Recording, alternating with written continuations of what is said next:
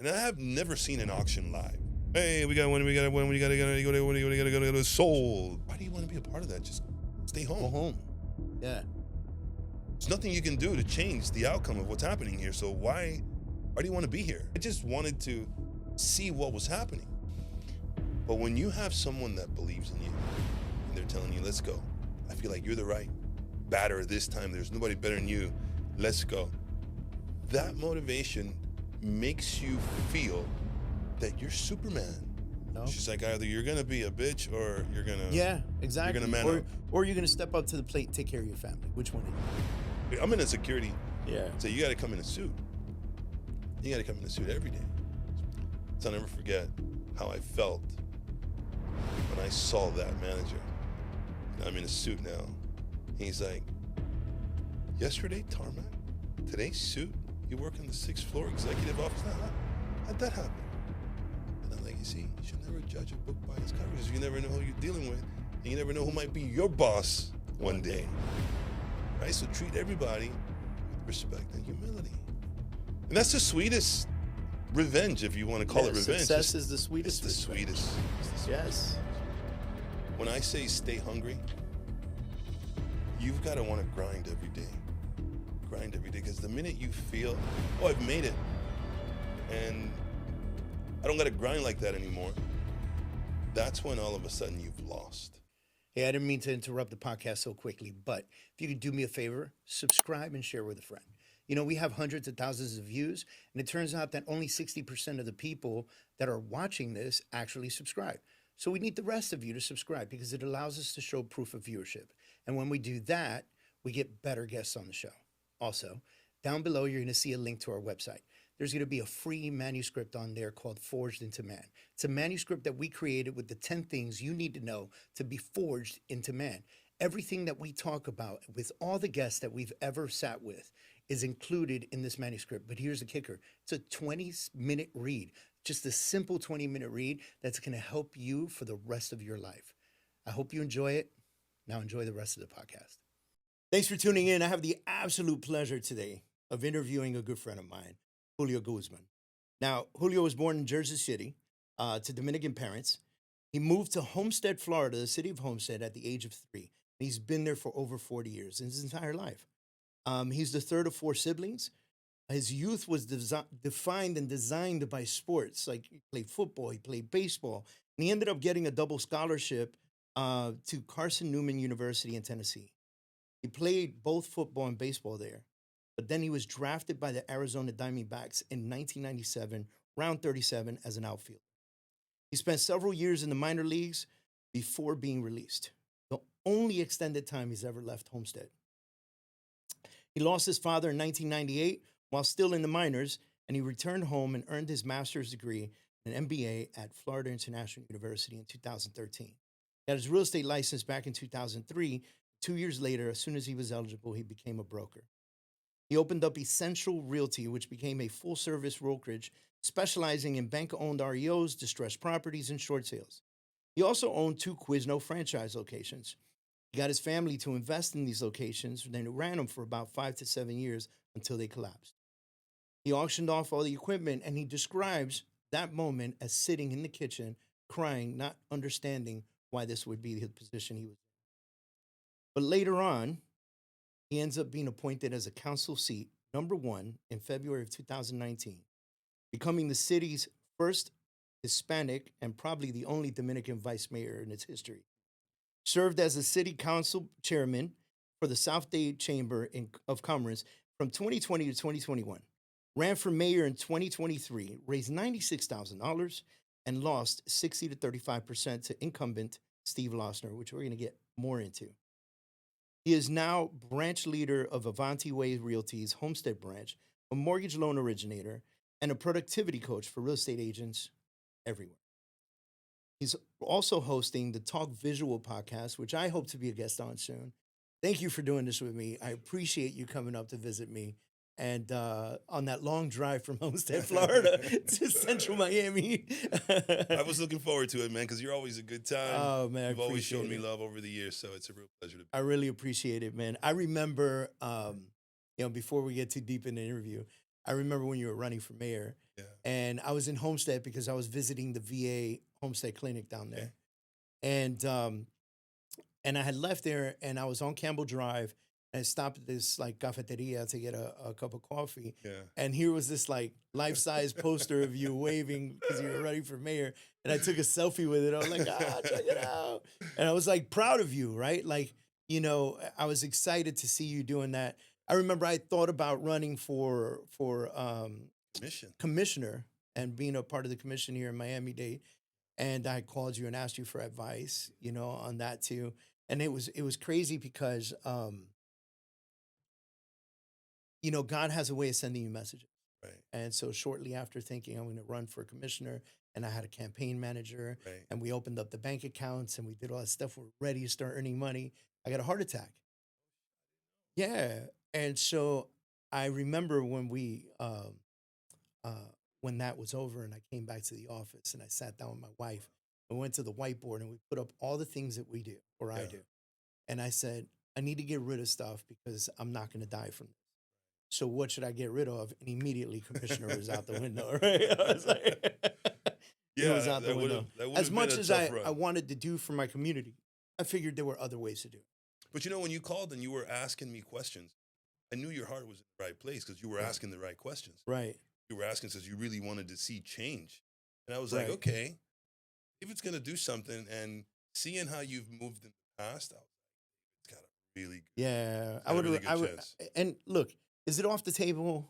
I don't know, man. You know, life has a funny way of mixing things up and changing things and making you do different things. But you know what? For right now, I'm going to leave that to you.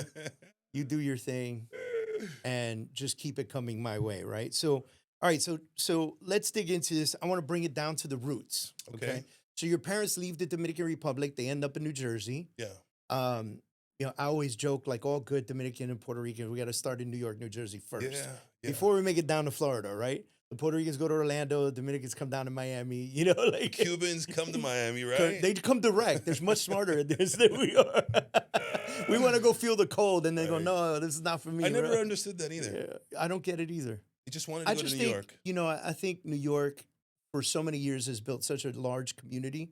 You know, I mean, go to Washington Heights. That's all Dominican. Go to the Bronx. It's all Puerto Rican. Like, you know, so it's, I think it's just been there for so long, being built up for so long, that it's just natural. You probably have family there. That's why you go, right? Like, you know, you want to feel like you're still on the island, but you want more opportunity. And you know what's you're so spot on. What's crazy is my mom leaves DR by herself at the age of 18. She goes to New York. No family has ever been to the U.S. She comes here. She starts a job sewing, you know, in a sewing factory. Oh, wow. It starts to make her way, and slowly she brings over everyone single one of our family members. Mom, dad. And by the way, back in those days, our grandparents had 13 kids. Right. So she brought the entire family. Today. So our existence in this country starts with mom. Could you imagine 18 years old, if you sending your daughter to some other country where nobody's there? I couldn't do it now. I'm terrified that my 18-year-old is going to Hopkins in Baltimore. It's crazy, man. I'm terrified that, like, crazy. Congratulations on that, by the way. Thank you, man. Thank you. We went to go tour the school during spring break, and finally, having toured the school, seeing the safety standards that they have in place, the area, the community, the kids at the school, all of a sudden we felt this calm. But to leave DR and send your 18-year-old kid to New York, out of all places, in that time, which I'm assuming was the 70s, right? Yeah, 70s. They got to New York in 73.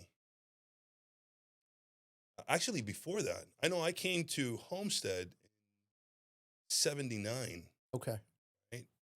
And out of all places, you think you could have picked Miami Beach, Pinecrest, Coconut Grove, Coral Gables. Why Homestead?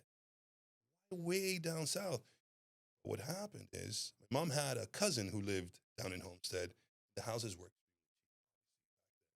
So it was a very easy way for her to go down there to be with somebody that they knew, my parents that they knew. And that's where we planted our roots down. So my aunt did the same thing. My aunt left Puerto Rico, went up north to Jersey, Then she ended up in Homestead because Okay. it was inexpensive. And my aunt lived in Homestead. She's my grandaunt. Rest in peace. She passed away some Okay. years ago. But she lived right near where Campbell Drive Middle School is. Okay. She lived in the community right behind it for years. Years. And growing up in Homestead, you got used to real quick, or everybody saying, "Oh, you live too far. Yeah. You live way Yeah. down there." What are you doing down there? Right? And Are you a farmer? it Like- got to the point. It got to the point where I was like, "Well, you guys live too far." Yeah. You know. Yeah. But obviously, there was a lot more things happening.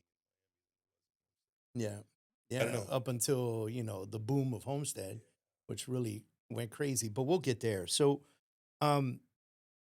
your mom, you said your mom went first at 18 years old and she worked to bring the rest of the family. So I'm assuming at this time she wasn't with your dad yet.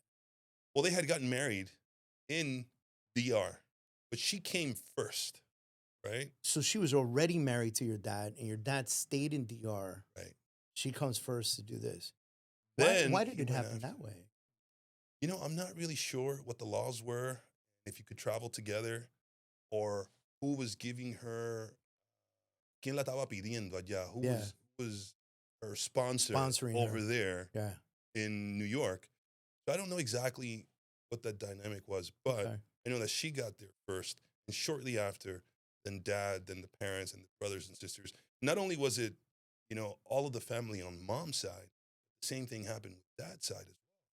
So thanks to mom, we're all in this country living the dream. That's incredible. And mom is still alive, I'm Mom is assuming, still and alive. healthy and strong.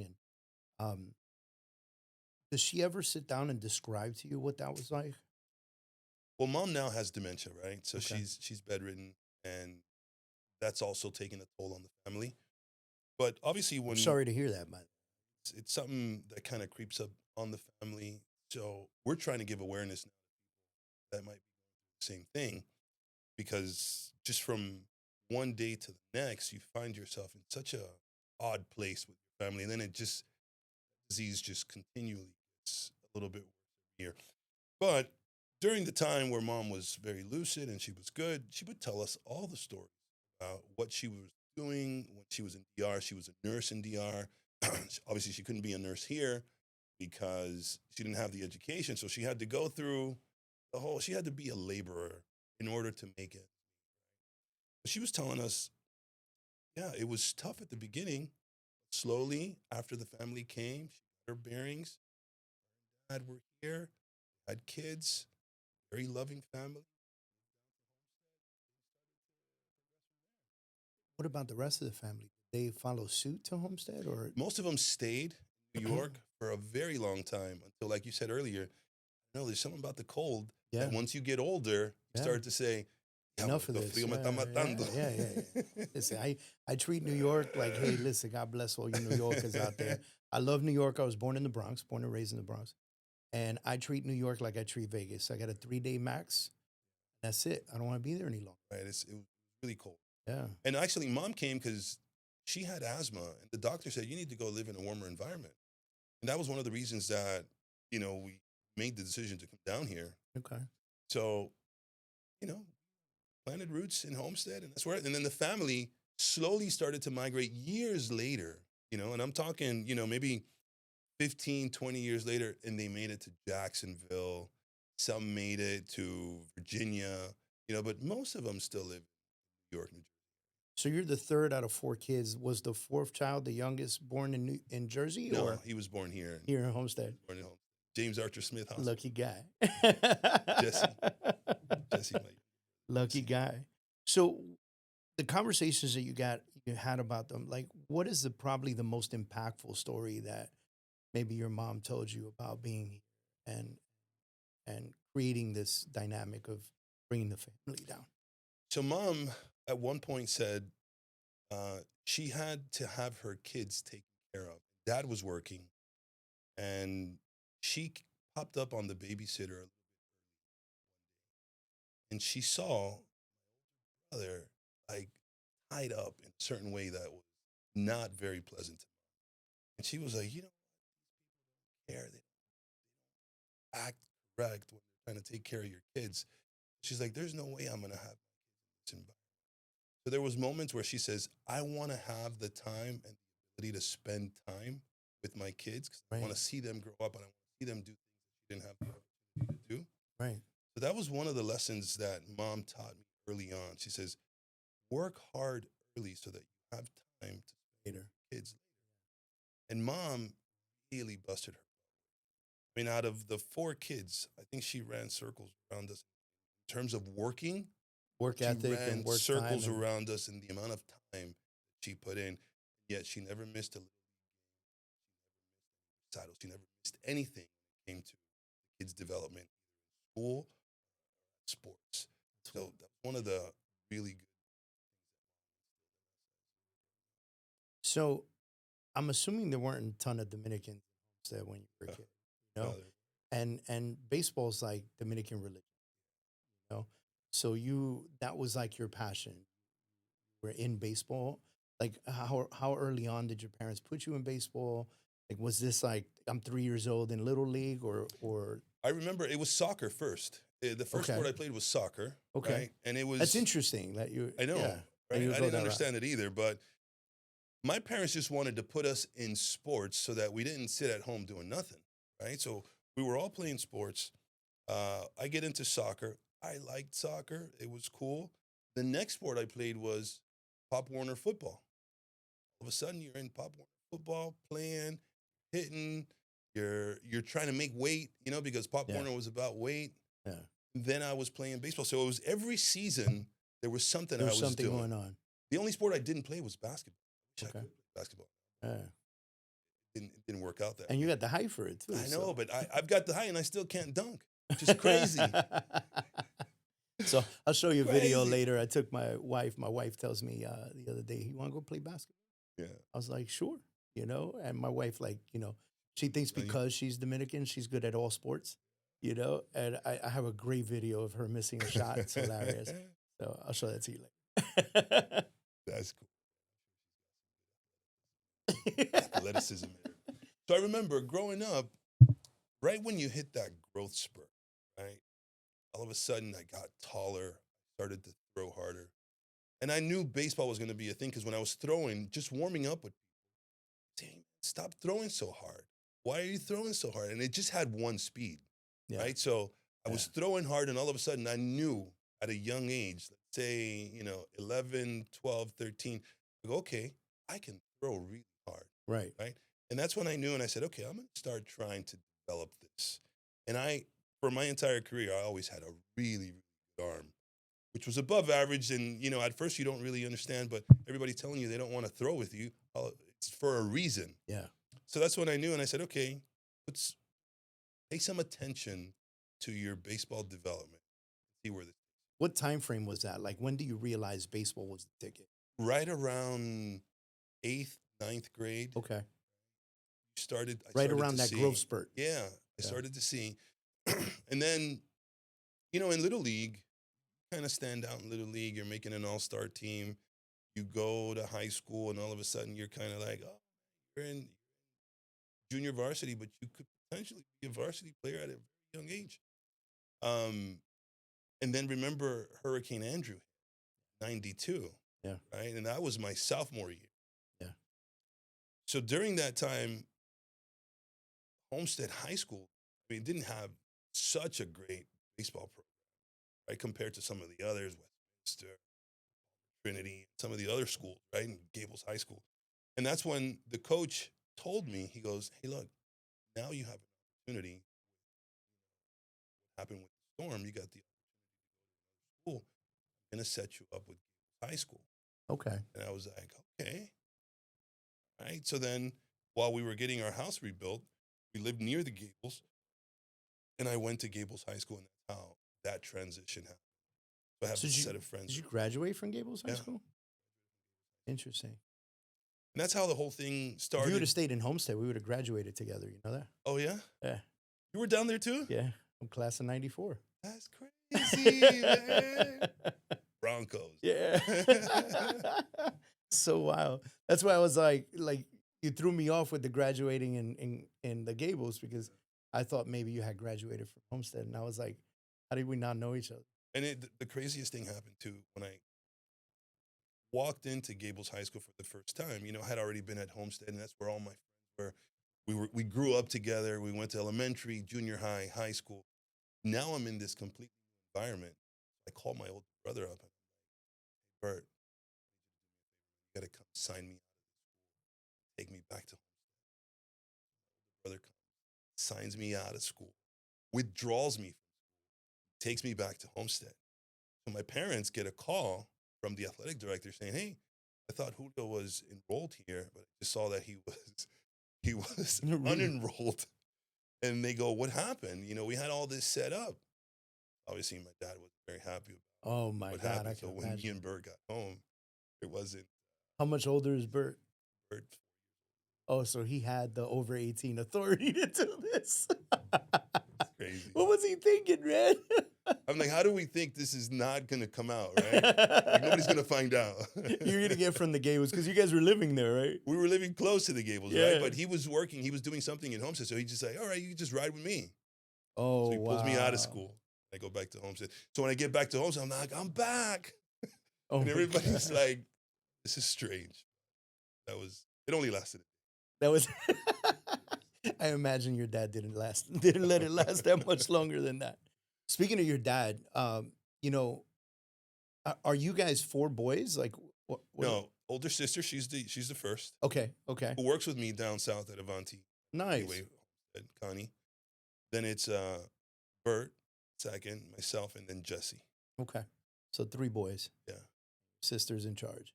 Yeah. Yeah, that's awesome. Holds it down. She holds it down, I bet.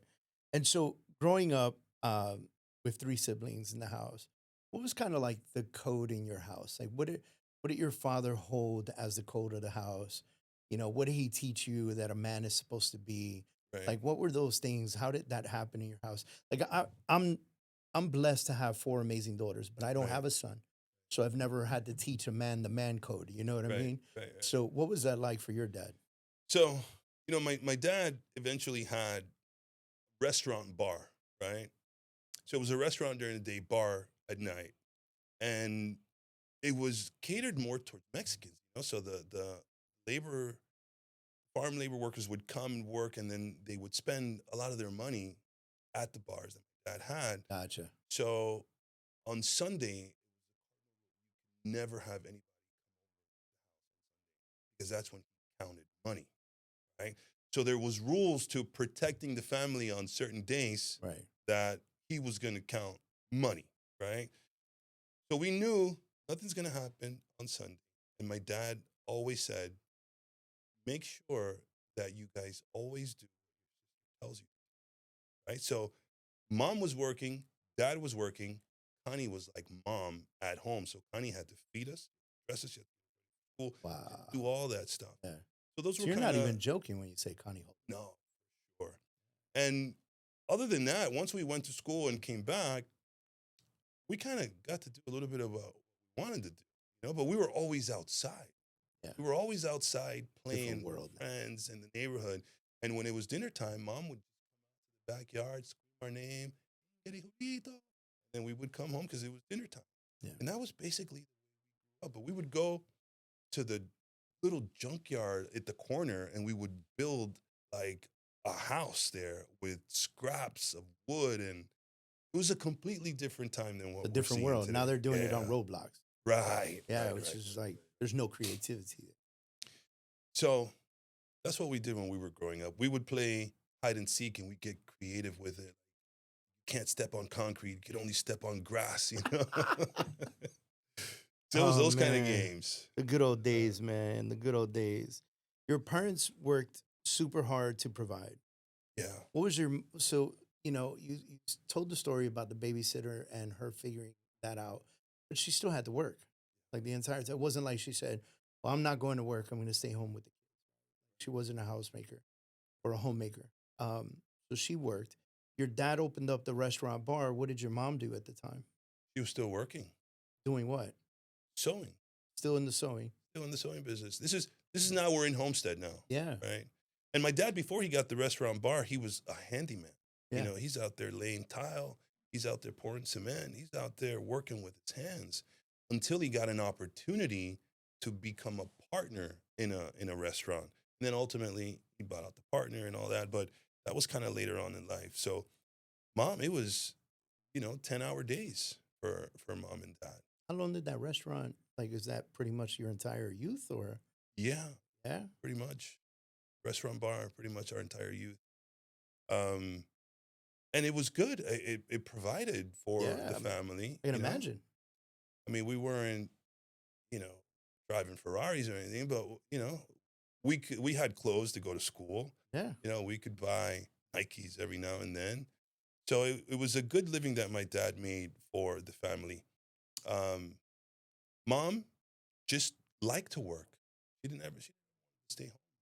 Mom was working all the time. So the work ethic that our parents showed us, you can't get that anywhere else. It's Yeah. only how your parents raise you that it's going to be instilled in you. I love listening to your story because a lot of people may not pick up on certain things that I pick up. Yeah. Being born and raised in New York, I was surrounded by Puerto Rican families. And the one similarity that I remember growing up when I did, assuming we're the same age. So growing up when I did or when we did, was that most of the moms, my mom wasn't, but most of the moms were stay at home moms, Yeah. most of them. And all the dads were like working hard. They were Right. either laborers or I think there was one father that was a postman. Right. Even my stepfather was a laborer. He was a custodian in one of the buildings in Manhattan. It was a super. It was a super, yeah, you know. And so, listening to your story, kind of, it really is like the complete opposite of what I was used to for that time frame. When you take the idea that your mom comes from the Dominican Republic by herself to the United States, goes to work and figures out a way to bring the entire family out, right? I'm And then still in moves to awe today. Homestead and still continues to thrive in the work environment while your dad is building and then becoming Right. a partner and then essentially owning the restaurant outright. And there was no time where mom was like, "Hey, I'm coming to work at the restaurant." Like, Eventually that happened. yeah, Right. yeah, I would say like 2 years after dad kind of really got it going, that's when mom said, okay, I'm not doing the sewing thing anymore. I'm going to come help build this restaurant. And that's when mom completely shifted her energy to the restaurant. And then I don't know if you remember, it was on Lucy Street and Chrome Avenue, really. right down the street. So sometimes during lunch, I'd say, hey guys, you want to go have lunch? We'd all go have a good time. It was called Texas Pub. It was, Oh it wow, was a really big part of our lives that's so great. growing Texas pub in Homestead, Florida, by a Dominican. up. You gotta love it. I did ask The my dad. irony in that is like wild. I asked my dad, I said, Dad, being Dominican, why would you, go down this path? I thought maybe it was more sancocho and Yeah, plátano. He's like, you've got to you've got to be where the money's at. yeah. Position yourself where you have an opportunity to earn money. So if we would have done sancocho and plátano, they ain't no Dominicans down here. They wouldn't have bought this stuff. So it was And the another lesson he Americans taught definitely me. would not have stopped by for lunch and things like Right. that. Like, yeah, smart man. Hey, real quick, for the last decade, I've been coaching real estate professionals and business professionals in their lives and their businesses. Now, I've decided to take that, shut it down, and shrink it into a specific consulting company. I only work with men at a higher level who have operating businesses. Now, if you are hitting glass ceilings in your business and you're hitting glass ceilings in your life, I want to help you get through them. So if you're interested in having a consultant come in and work with you for 3 months, 4 months, 5 months, whatever it is that you need, reach out to us and I'm so happy to help you out in your business. Get a dual scholarship to Carson Newman University in Tennessee, football and baseball. It was actually just football. It was just Because football. coming out of Gables High School, I wanted to go to Florida State. That's where I really wanted to go. And you get the letters Yeah, from all yeah. the schools, right? Yeah. And the only two teams that were seriously looking at me were Rutgers University and Wake Forest. But they said you definitely cannot play two sports. You're going to play football and that's it. If we're going to give you a scholarship, that's all you're going to play. Got you. So I said, all right, no, man, I'm Dominican. I want to play baseball. So it got to a point where, all right, signing time is over, and I had to make a decision. And the only other school that was going to let me play full ride was Carson Newman University. The other were partial scholarships. Okay. So I go to Carson Newman on a football scholarship. And they were recruiting a lot of guys from Miami, you know. When it's time for baseball, right? I just walk up to the coach's office and I said, "Hey, my name's Julio. I'm here on a football scholarship. You know, I think I'm able to add value to your baseball team. I'd like to try out." And he was like, "No, tryouts are done. We're not having anybody try out anymore. Forget about it." I go, "But can you please just give me a look? I think." He said, "No, I already said tryouts are done." He did that to me at least 3 times. Every time I would walk up there and say, "Hey," he goes, "How many times? I've already told you tryouts are done. We don't need anybody else on this team. It's done. It's over." I go, "Coach, please, I just need you to give me one look, please." So he sends his assistant coach, like, "Hey, give this guy a look already so he can stop bothering me." Assistant coach, field, he starts hitting me bungles. I'm out in left field. I let it rip with the arm. That assistant coach goes, "Oh, shit. Seeing something." It's it again. He said, "Let me see if he can do it again." So I start letting it loose, really letting it loose. So he goes, "Okay, he passed the arm test. He can catch a fly ball. Let's put him in the batter's box." I start hitting line drives. Now I'm hitting him out the park. The coach is like, "Somebody please Go get the head coach. Needs to come out here. Needs to come take a look." That day, like, you'll be part of this team. But it was the persistence. Because if I didn't want to continue to go up there, I would have just said, "Oh, he said no, forget it." Right. Would have been done. I wouldn't have had a career. Yeah. But being persistent, I said, "No, man, you really want something, go after it." And that's what we lack seeing today. I'm telling you, we should do a completely separate podcast on what is happening in today's culture. You're 100% right. There's a lack of consistency and trial. Yes. You know? The drive. You can't put drive inside someone. You can tell them about it. You can kind of describe it, but that's got to come from within. Yeah. You've got to wake up every day saying, "I'm going to get after it." Because I know there are tons of people that are trying to kick my ass right now. Yeah. People, they just kind of go through the motion. So it's the 90s. You leave Homestead for the first time ever. Yeah. And you end up in Tennessee. Talk to me about that culture. Definitely a much slower pace. Much, much slower pace, right? And this was, is it a Christian? It's like a private Yeah. Christian school, right? Yeah. And it wasn't even co-ed dorms. You had, boys on this side, girls on this side. But you're consistently playing sports. So you're either in class or you're out in the field. So obviously there's a lot of people with different accent now. You got a country accent out there. Yeah. But then there's a lot of guys from Miami there, which is why that team did so well for so many years. I mean, they won championships just like every year. Oh, wow. So the slower pace was weird. Definitely nothing like Miami. But again, if you're spending most of your time in class and on the ball field, you don't really get to see. You're not seeing a lot. Out there. It was just if you wanted to go have some sort of social life, you had to go to Knoxville. Knoxville was like an hour away, so it was very similar to the commute Homestead to Miami. Yeah, very similar. When we were down there, you had to go. You wanted to go hang out. You wanted to go to a bar. You wanted to go do something. It's a little bit of a distance. Yeah, but it was a really good time. I made really good friends in sports. I had football gang, then you had the baseball gang. Yeah. It was a cool dynamic. That's awesome, man. I really encouraged my kids to try to not go to school locally. I know there's some parents that are like, just go to UM, like you'll be right there. You could stay in the house or go to FIU, and Yeah. I kept telling my kids, find anything that is not here. Not that I want to get rid of you. It's like I'm going to cry the whole way home. But No, why, That why do you say that? because I feel like you going to Tennessee was a life experience Yeah. that pulled you out of a bubble that you've been living in for so long. And I want them to have that experience. It's why we travel. It's why I take them places.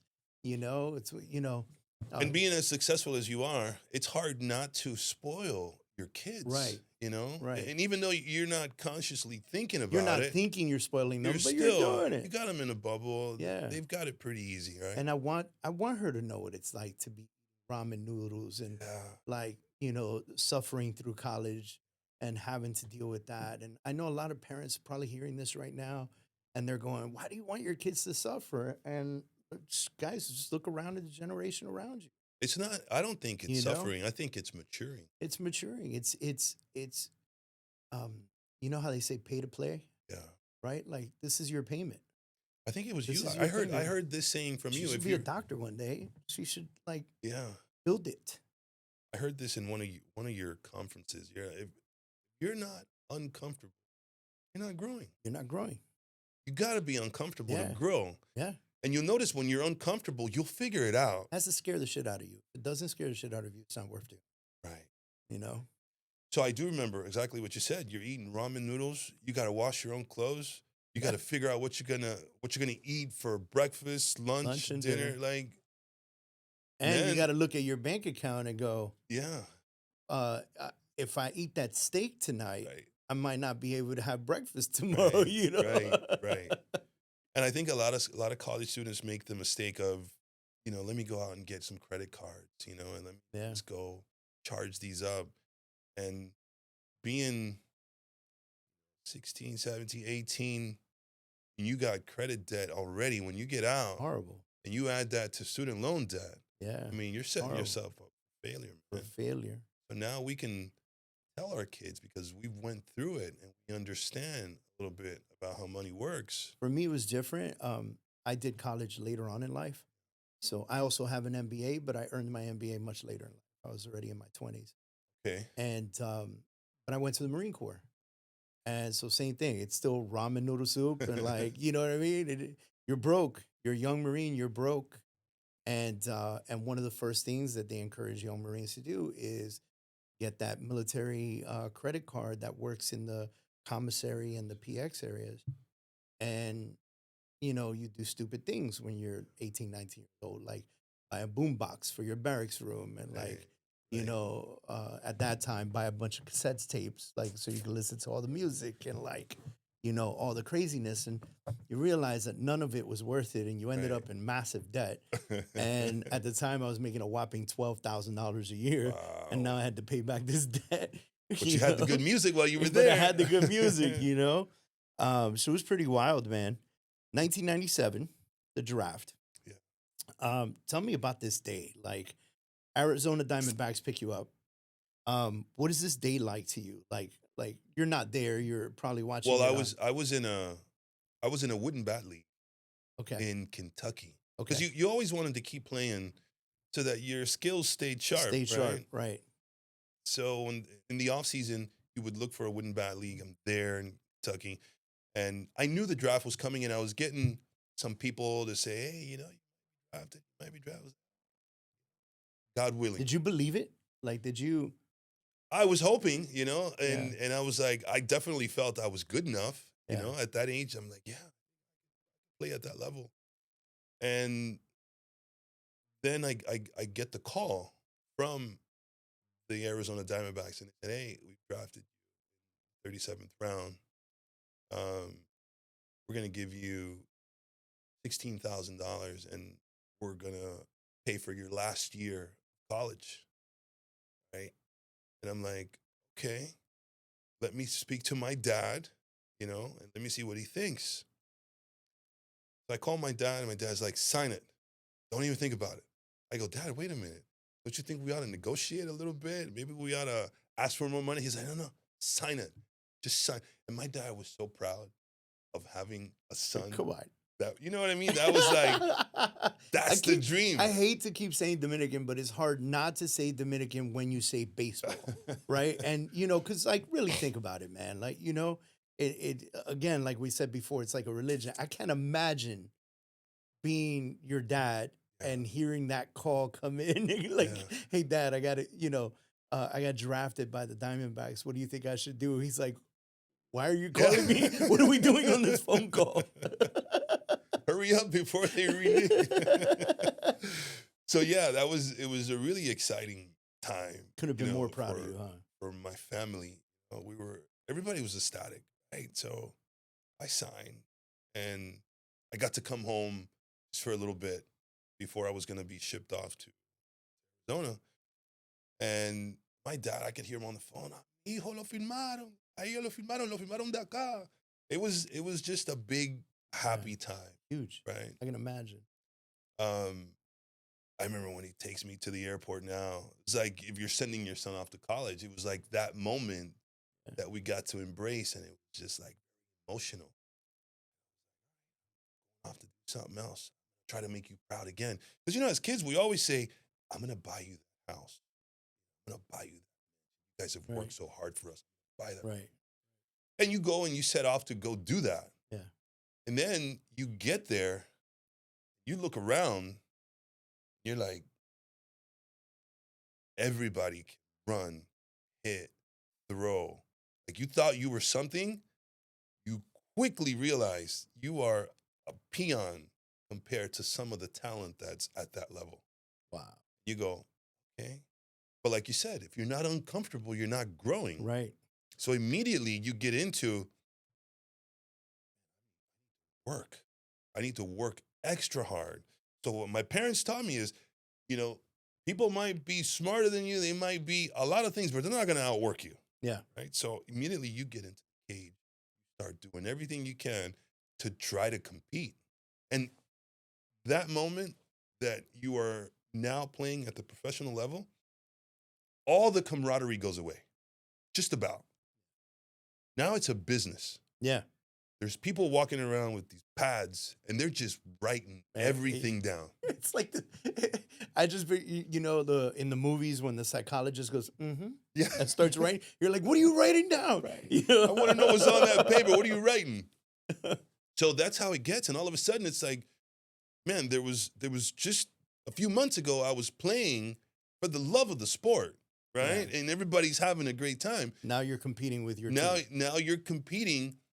But it takes a minute for that to set in. But after you see all the money around it and all the people taking notes, now you're competing for a job. Yeah. Because every 15 days, there's a check in your locker. Yeah. And you're like, man, I'm getting paid to do this now. Which is weird when you see a check and your living expense at rookie ball, your living expenses are kind of taken care of. You're either in a hotel, and all you're doing is you're just practicing every single day. Right? Every day. So that was a very rude awakening, right? And I remember one time that they had all of the levels come together. It was rookie ball, single A, double A, triple A. And they brought all of us together, and we were like in this one big circle, right? And the manager gets right in the middle of the circle, and he goes, guys, look around. Not all of you are going to make it to the big league. Immediately, you're like, well, not talking to me. Can't be. You go. And then, he gives you a little hoorah speech, right? Little pep talk. Yeah. Then all of a sudden, everybody kind of branches off, and you go off and you start doing your thing. Now you're competing for a spot. If you're an outfielder, you want one of those positions. And you could tell that if you weren't one of the ones selected, and there's other players out there, they're looking at you saying, I hope that guy breaks his ankle. It's like, yo, same. They don't want you to take this spot. That's what it is. So it's almost like you went from being in total team mode to being an individual player. It was cutthroat, because you're all competing for a job, and it's understandable, but that's where that competitiveness and you spent several years doing this. Yeah. And then you see the Dominicans. Dominicans come, and they can play. Man, they play. You know how they play. We just saw the World Baseball Classic, what they were doing, right? Ridiculous. I mean, what a sense of pride it gave Dominicans during this last World Baseball Classic. Well, you see them, and they'll say, I would say to them, Oye, ven acá. Yo soy de allá también. I'm from there too. And they're like, because they traveled. This is how they got out of the country. Yeah. So they're like, ¿de dónde? Where are you from? Like, no, I'm from there. What part? Oh, I'm from the capital. What barrio? What part? Yeah. What street? Yeah. And then eventually you go, no, I was born in Jersey. They're like, you ain't from there. Yeah. You didn't have to do what we had to get here. Right. It's a different level of respect. Yeah. And they're very, very tight with each other because that's all they knew. Yeah. Baseball over there, and they're coming to play in an unknown environment here. So then all of a sudden, they would say, you know what? Nosotros vamos a ver quién tú eres cuando es el momento con quién tú vas a vivir. Because remember, I've little league, high school, college. Most of the time, I'm the only black guy on the team. Yeah. Yeah. Right? Then it came time to picking who you're going to live with. Obviously, you naturally gravitate to what you know, and it was the American. Yeah. So they were like, told you this guy was from. Yeah. So that's when I started having like an identity crisis. American, like what's going on here? And it's weird how it happens to you and when you're in the moment, but all of a sudden, your people don't want to talk to you. Yeah. Because they don't believe you're their people. Right. Slowly you had to build that relationship back up, but it wasn't overnight. It took some time. And it's really good doing it. But let me tell you, you hear that story often. I'm Puerto Rican. So in Puerto Rico,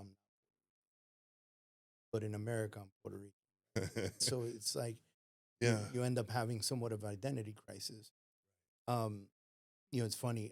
Some people, Mark Anthony, yeah, by far probably one of the greatest salsa singers in the history of. I think.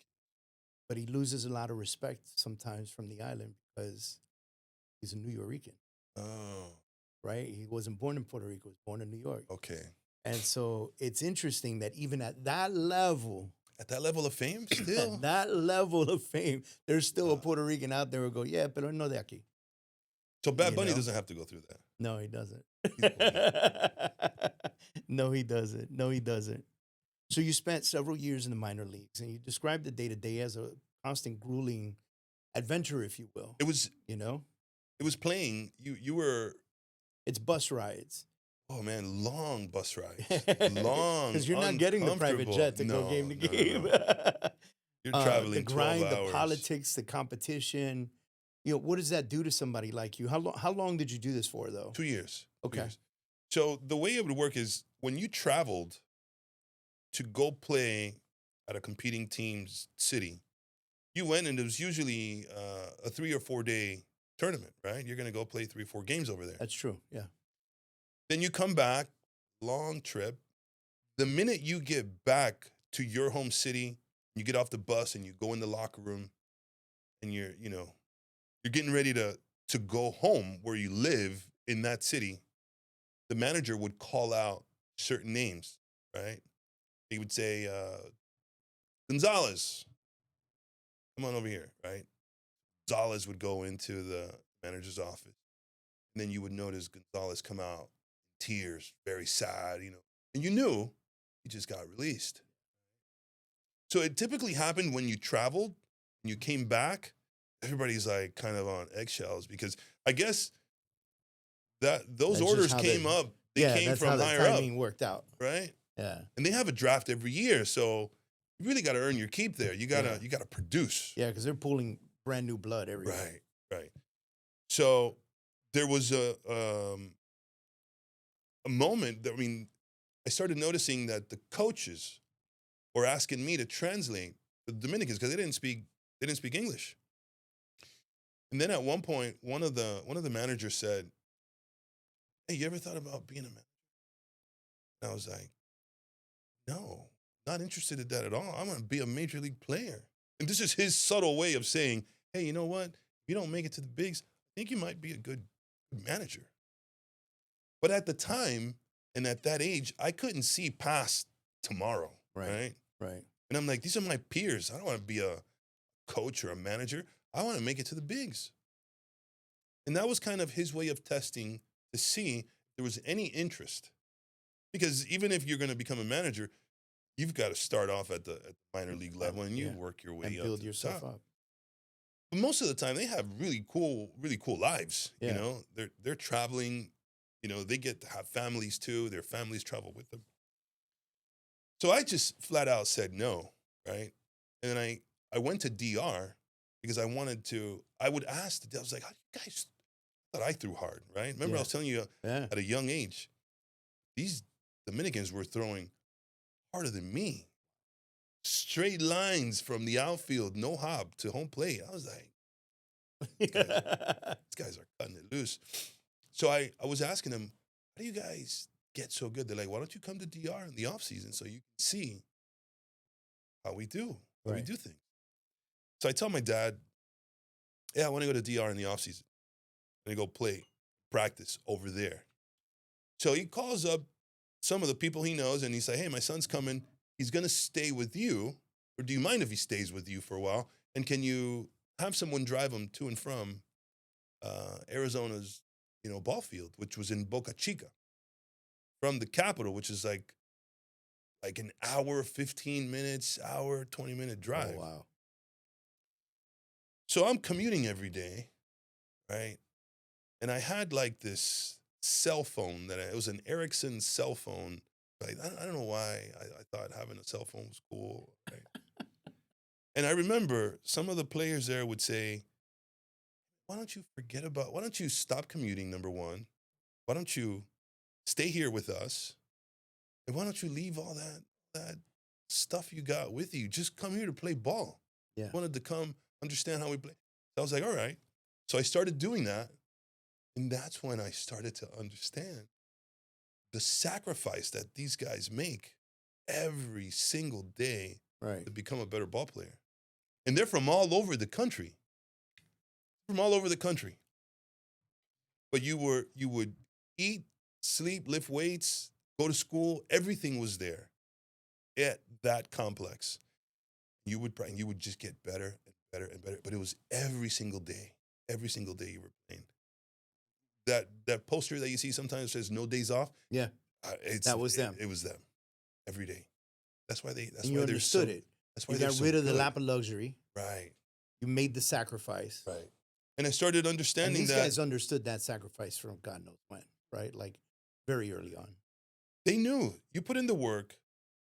You get to go to the U.S. You play for one of these teams. You kick butt and you hit some home runs. You're gonna get a really sweet deal. And then kind of relax and then start getting, those things that you want, right? Right. So that was another lesson I learned, was putting too much emphasis on material things. It's interesting that they were hinting at you and you didn't catch it, So you get released. What is that day like? Oh, it was UPS where you had to sign. You had to sign for the mail, right? So they leave a thing. And I had to go to the post office and give them, that little card, give you the envelope. I go back to my car, and I'm driving, and I'm opening it as I'm driving. When I see what it says, I saw it was Arizona Diamondbacks. It was very simple. It says, you've been released from the Arizona Diamondbacks organization. Good luck in your future endeavor. Period. That's it. I was like, oh, hold on a second. So earlier you told me that every once in a while you'd see a guy go in the office and come out in tears. Right. And you knew he got released, but they didn't even do that. Like nobody sat down to talk to you. No, they just sent me a letter. They didn't tell you were going to be okay or anything. They just sent you a letter in the mail. And this was... You were in Florida at the time? I was in Homestead. I was in the off season, right?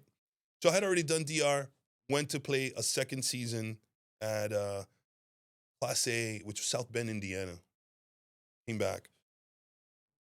Then it was the off season, and I get that letter. And when I opened the letter, it was just a 2-liner. And remember, in college, while you're trying to become a professional athlete, you're taking the most idiotic classes Right. you could think of 'Cause just you to need to get be in by, school. right? Yeah. So then you get that letter and it says you've been released. You go, wait, I had to pull a car over. I couldn't believe what I was reading. And I was like, the only thing I know how to do is baseball. What am I going to do with myself? Right? So then shame comes over immediately. Like, you're like, oh my God, how am I going to tell people this just happened? But, tell your mom, tell your dad, Right. hey, this just happened. And yeah, that was a tough moment, man. What year was that? Was that 97, 90? 97, 98 is when I played. It was 99, 2000. Had your dad already passed away at that time, or Right before I got there. right before you got released? So he never saw you get released. How does that make you?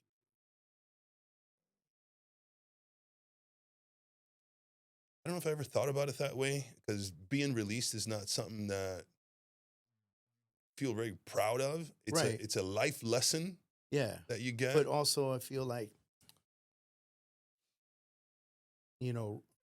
God rest his soul, Yeah. when he passed, you were a professional baseball player. You know what I mean? There Like, was the relationship I had with my dad during my first season was great, because I would call him and say, Dad, I'm not seeing the ball very well. I don't know what's going on.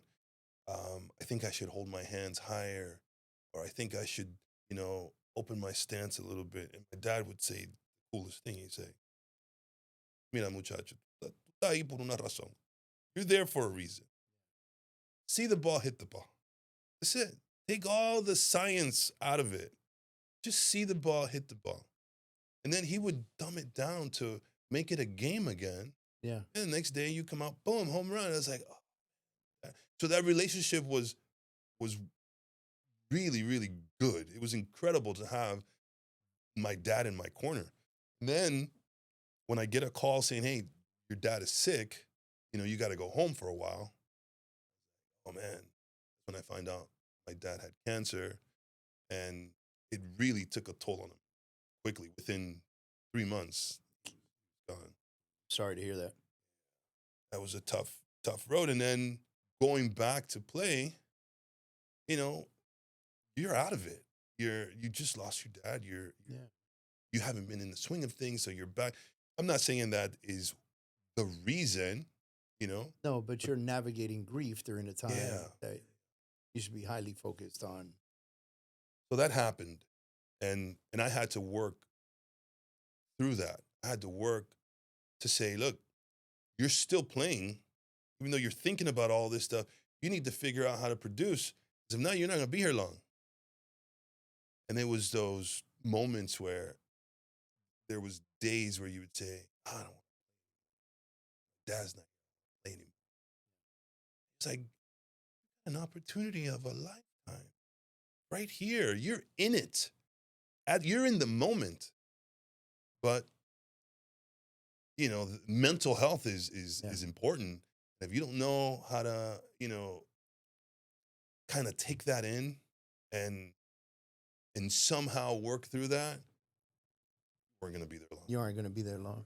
Even some of the greatest professionals that we know have gone through some tough moments, situations like that. The Michael Jordans, the Tiger Woods, in that sort of grief and that loss. But, fortunately for them, they were already in the big leagues when that happened. Right. And they were allowed to have a bad year, Right. You were still fighting your way up, Does that grief go away? No. It can't. And it comes in waves. Yeah. You have moments where Yeah. some are tougher than others, but I don't even know, I can't picture it, I can't picture it, it's not something you want to go through, obviously. obviously. But it's part of life, Yeah. right? And when it does happen, hopefully there's a friend that can say, hey, if you need somebody to talk to, here. because you do go through a strange emotional Rough one. roller coaster. Did And you have I was friends 20. on the team that were like, "Hey, dude, like, if you need Yeah, anything, let yeah, me yeah. You know," or become friends with a good amount of the players, and they were there for me. But when it happens, I mean, they're playing every day, and I had to go home, and then you go home for a month or so, and you come back. That it's was, different. yeah, different feeling. Yeah, But I think everything happens, sure it and it forges you into what you are deemed to does. become. You know what I Yeah, mean? sure it does. I think that's why these conversations are so important. You know, your dad said something special to you. He said that to always work for yourself because there's no ceiling there. And he mentioned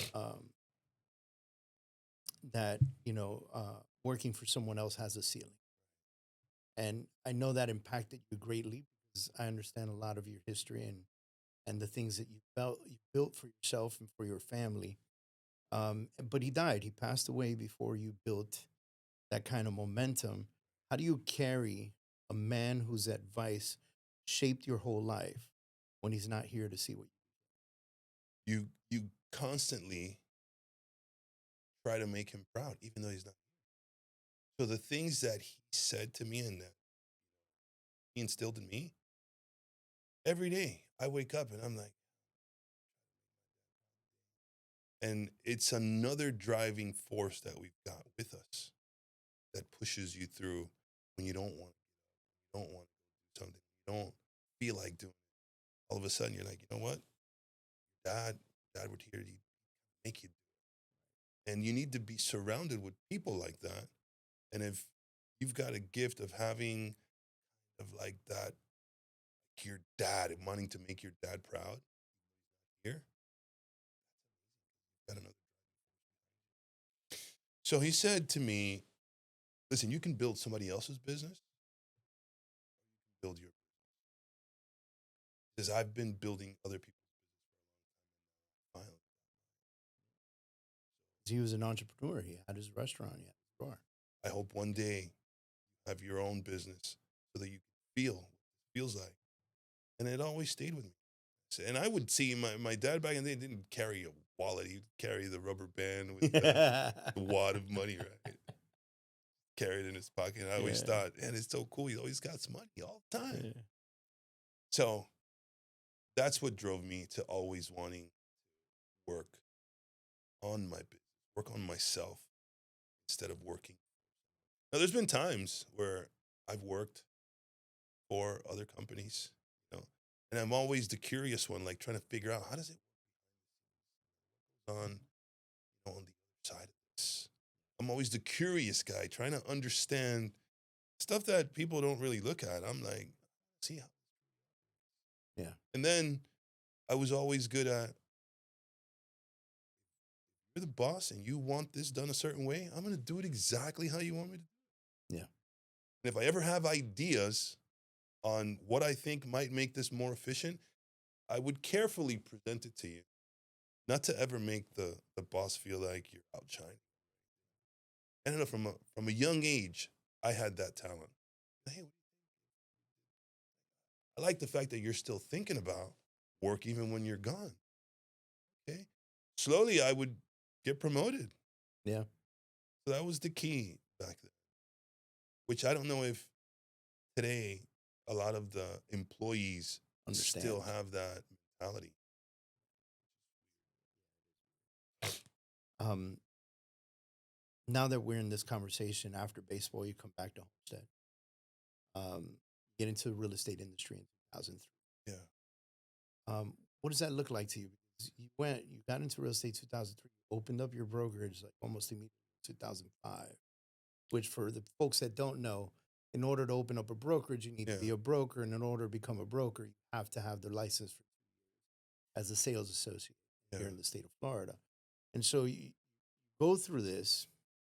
What does that look like to you? Why is this happening? What was the ignition, the starter, the fire that Right. made you want to create this? Well, I remember when my dad passed,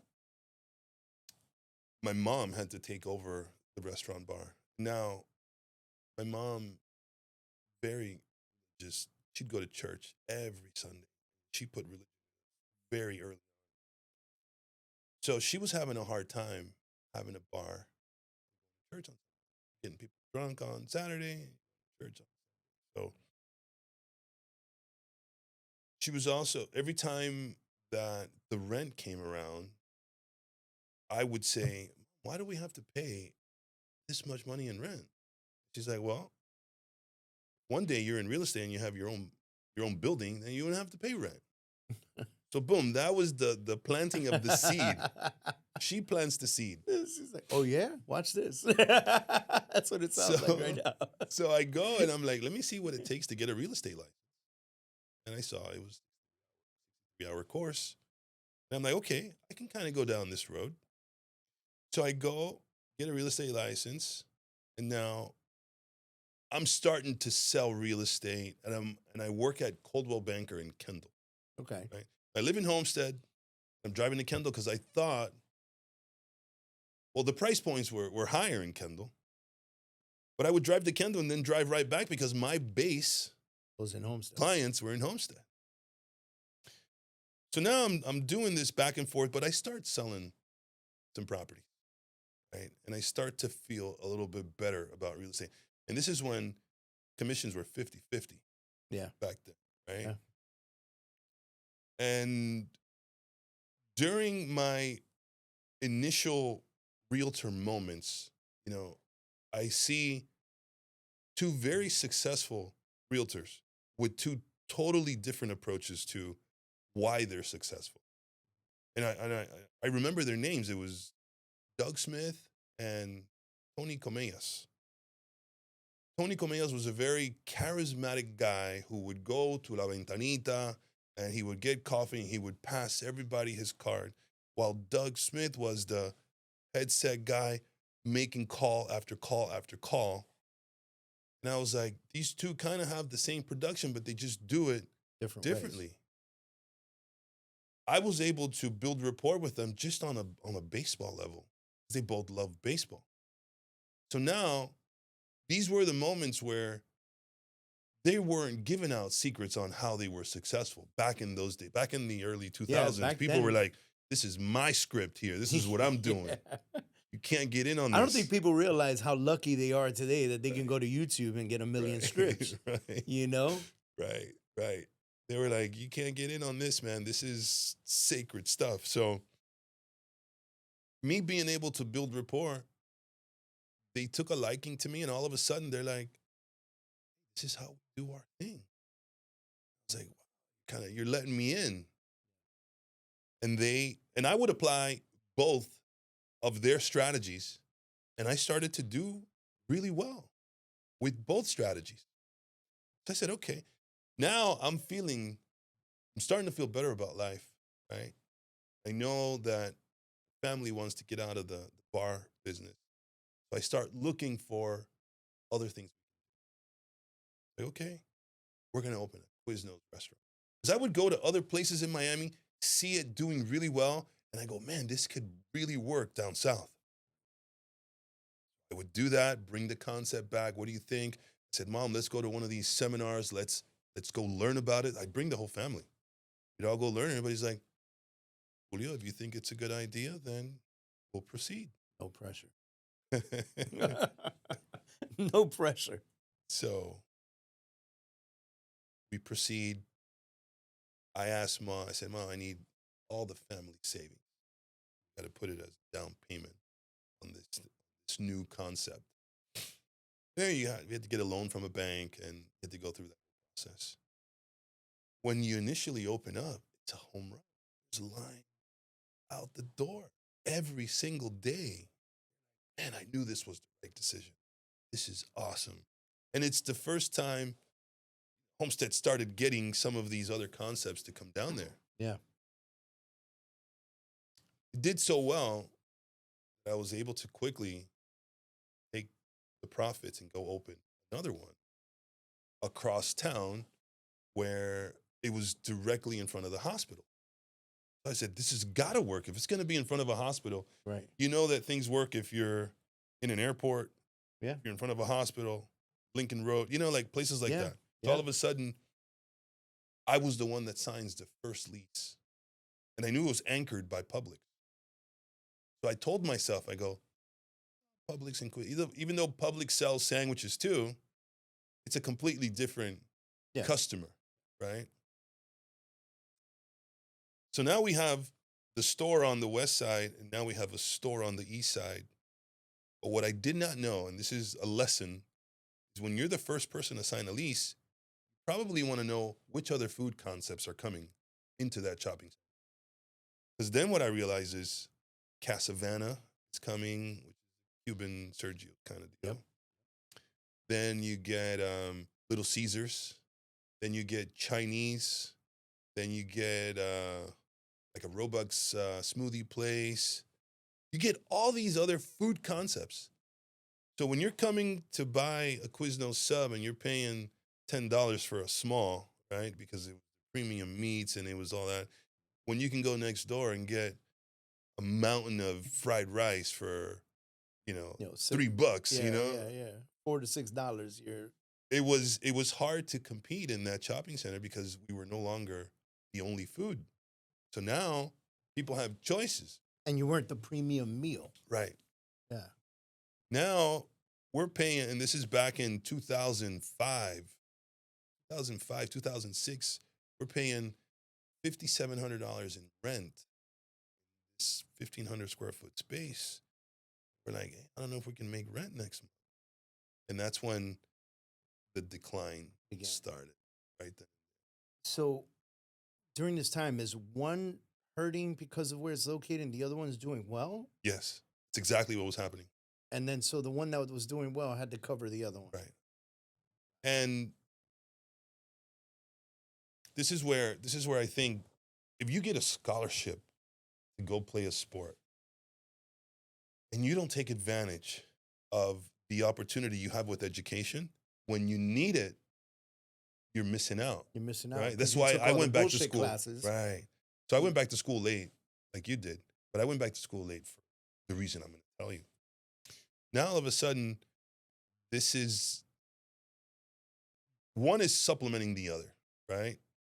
And you get to a point where 5 or 6 months, you say it's not worth doing this anymore because you're having to negotiate with the landlord and the property manager, and they're hounding you and they're on your butt about making payments. And then whatever agreement you come up with, you're not meeting that agreement, so it just gets worse. Yeah. And you keep telling yourself, oh, we're going to do some sort of promotion. We're going to, change the sales the way they go here. But another reason that Quiznos started to decline is because they did a deal with Coke. Remember, the only thing that differentiated Quiznos from Subway, the toasted sub. But we had Coke product. We would sell Coca-Cola. We would sell Gatorade, like all of the Coke products. Subway had a lot more franchises than Quiznos, but we were rapidly growing. We were the fastest growing, sub franchise. So Subway quickly realized that this was growing a little too quick, and they said, let's put a stop to this. So they said, hey, Coca-Cola, we've got a lot more franchises than Quiznos. We will buy your product if you buy us ovens. Now we're going to compete at the same level. Coke said, you know what? Do that. So Subway gets ovens, and that was it. There was nothing differentiating Quiznos from Subway anymore. And slowly, the entire brand of Quiznos went downhill. I still believe the Quiznos sub is significantly better than the Subway sub. People do. They may never sponsor me anymore after saying that. But I still really believe it was a better quality sub. Right. To me, it just wasn't only the toasting. The way the cheese would melt on the meat, it was a better product. Yeah. But at that level, when you've got a bunch of other franchises, and they weren't doing such a great job marketing either. They had it looked like rodents at one point. It was strange what was happening. Yeah. But slowly, it started to go down, and then I couldn't see the writing on the wall. It was, we closed down the second one, shortly after we saw that, okay, we can't pay the rent anymore. And then the first one, it was like a slow bleed for about 9 to 10 years when I should have cut it long time ago. Yeah. And that's when I got to the point where, okay, there's nothing else we can do for this business to survive. I got the bank hounding me. I got every creditor on me trying to collect. There was just no money. I said, we got to sell. We got to sell the assets. Where were these Quiznos at? So they're both in Homestead. There was one by Homestead Hospital. Right. There was one at the Publix shopping center across Baptist Hospital. Okay. What's there now is a chicken kitchen. Okay. In the space of the. Okay. And the other one was on US 1 across from Harris Field. Okay. I ate at your restaurant. Yeah. Many times. Yeah. I'm a patron. I think everybody down there must have eaten there. I mean, once or twice. I got out of the Marine Corps in 2004. And the first house that we bought was in Waterstone. Okay. We were living in Waterstone. Right. So you ate the one across from the hospital? No, actually, I used to go up to the one by the field. Oh, okay. There. Yeah, that was the one that was doing well.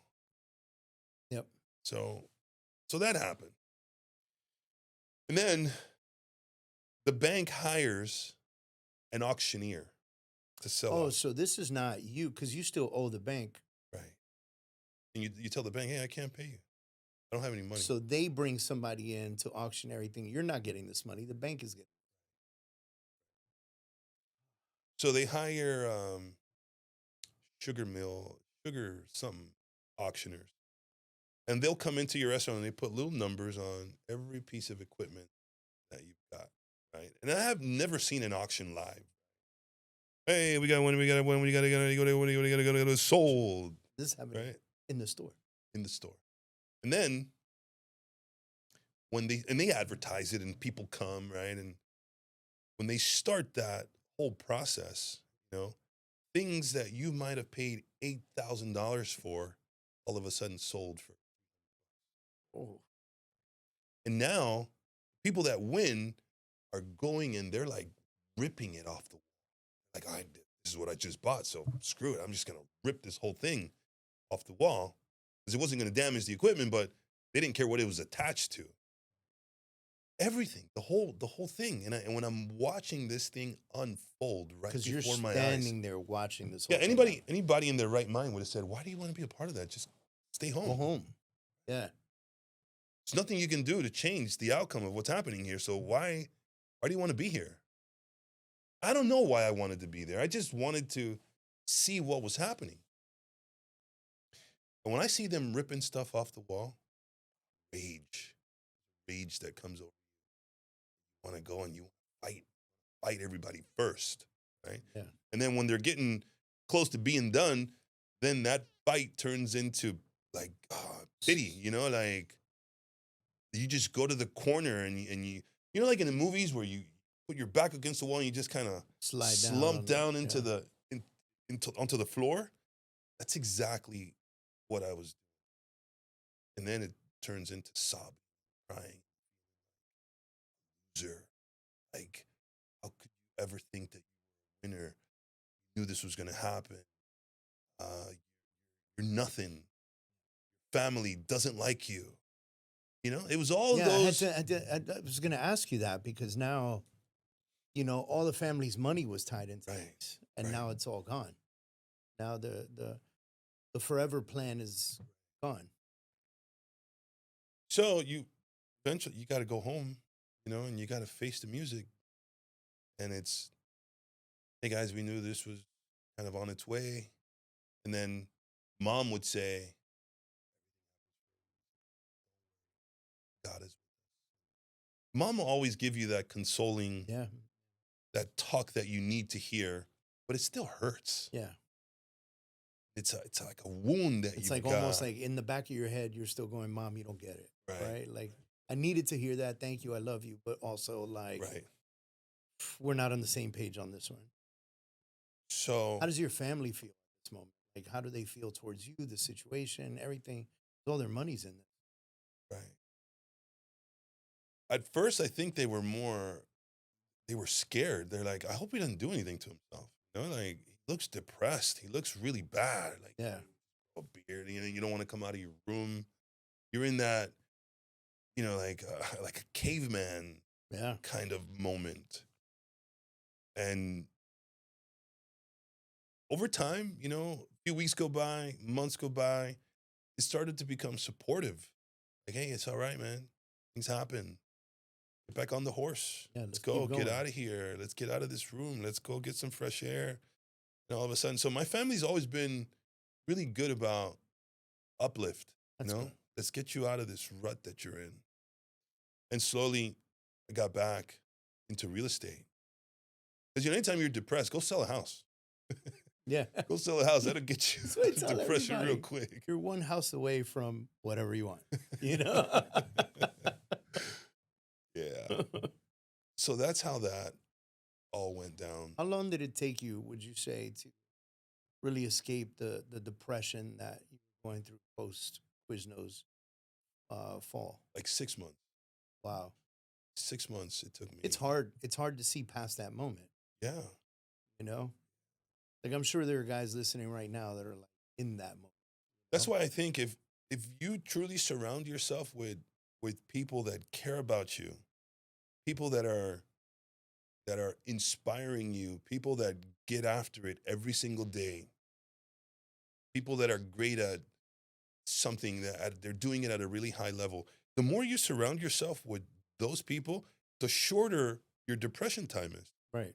It's almost like, oh, I didn't even know I was depressed. Right. I was depressed for a week and I snapped out of it. But if you're not, and you're by yourself, It could last. oh man, It could last. it gets dark and ugly. Yeah. Real ugly. People start drinking. Yeah. Anyone that's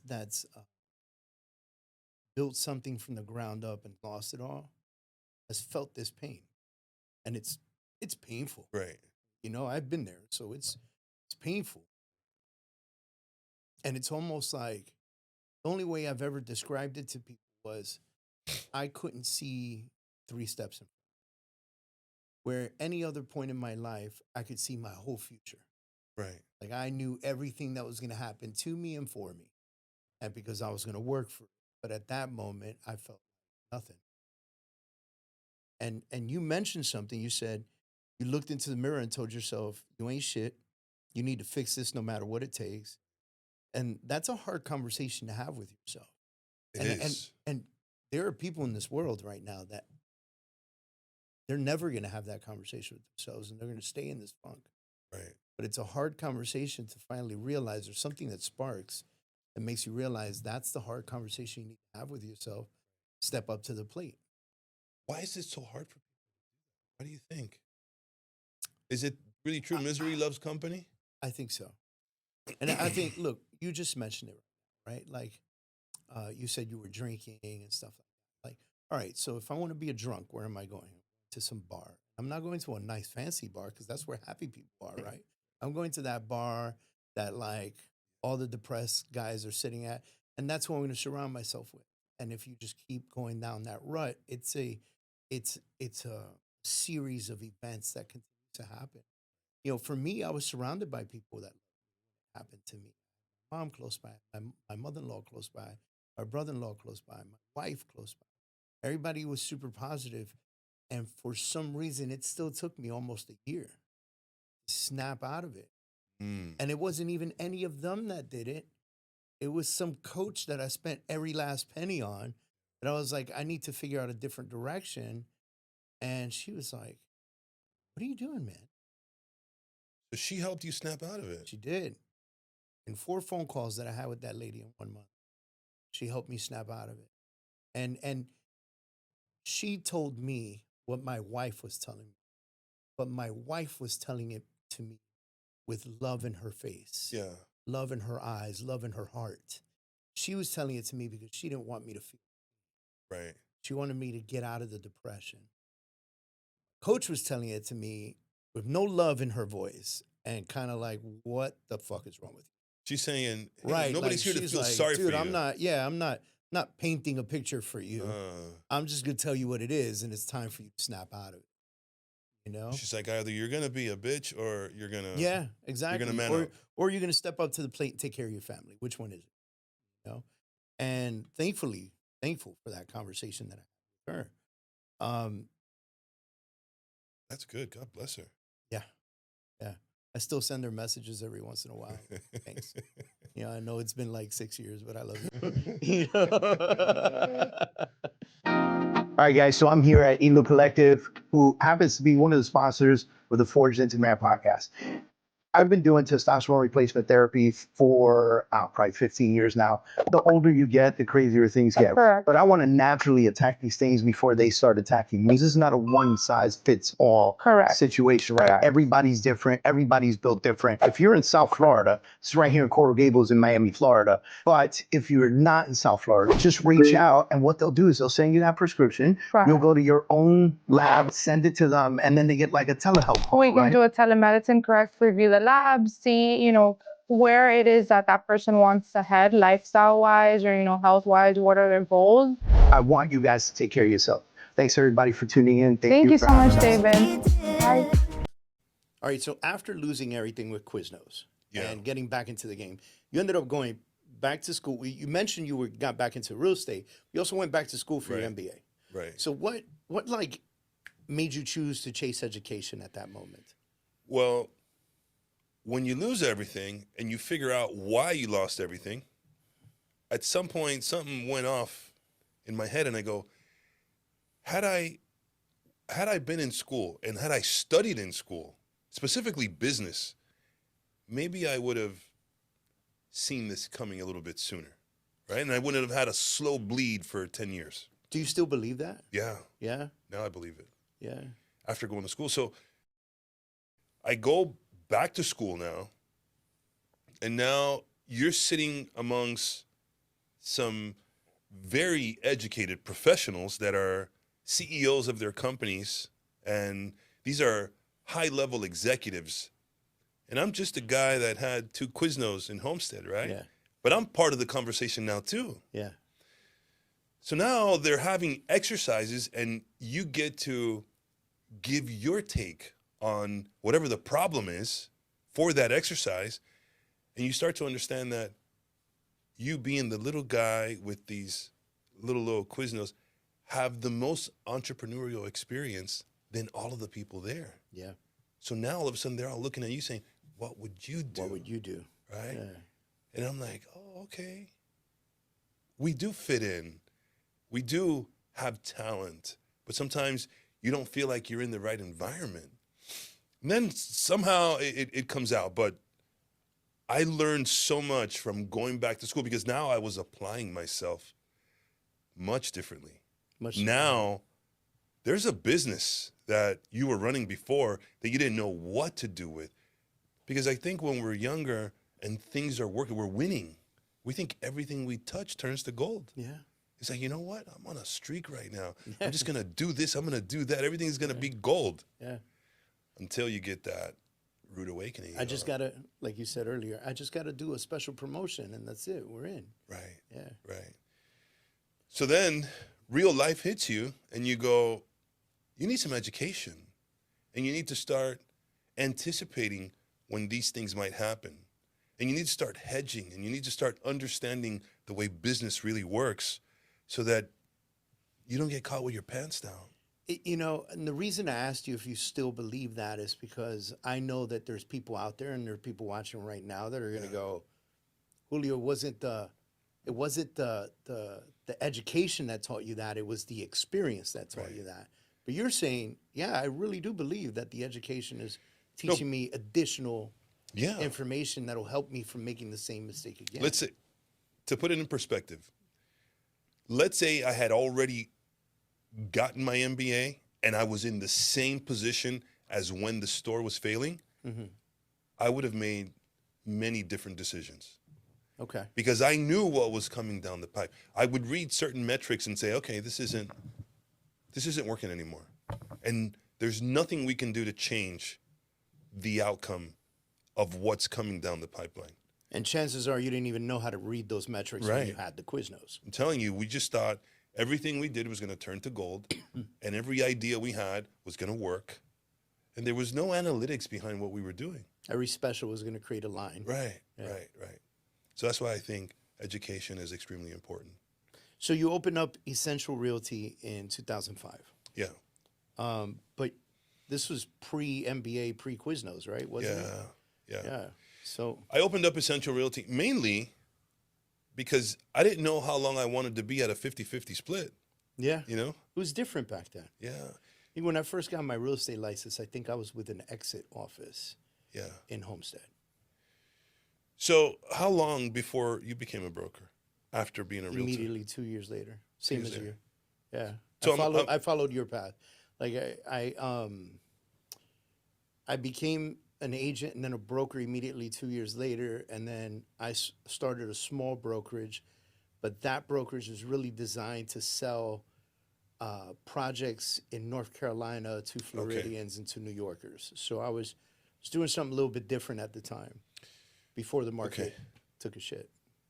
So the main purpose for me becoming a broker, was to avoid having to pay 50-50 split. Right. Open up your own shop, and you weren't thinking about recruiting and growing and teaching and educating and At all. training and mentoring and all this stuff. None of that stuff. It never crossed my mind at the time. So I started doing that, and I started selling a lot of real estate in Homestead Okay. for a good amount of years. I would say a good 6-7 years. I started selling a lot of real estate in Homestead. And then I felt, okay, now I feel like I'm ready to have a team, because I didn't know what I was doing Right. at the beginning. You know, We didn't have the free courses and the No. YouTubes and the mentors. Everybody wants to be a mentor now. But back then, like you said earlier, it was like, hey, You had to I'm hunt. not giving you my secrets. you What's had to wrong with you? hunt for information back then. Yeah. My exit broker, the reason I brought that up was, Yeah. I was like, all right, what do I do now? He's like, go sell real estate, bro. I don't know what to tell you. So it took some time for me to hunt and for me to really open up doors and ask questions. But I was always wanting to educate myself on the process, right? And I think that instinct that we've got to want to learn more, because as we learn, we have more to talk about with people. Like, there's another conversation you can have with a client that you might be courting. And the only reason clients want to do business with you is because they like and trust you. Yeah. And you got to have something to talk about, whether it's what you did in the Marines, whether it's what you did in baseball, whether it's where you grew up, something. You got to have something There's got to be a connection.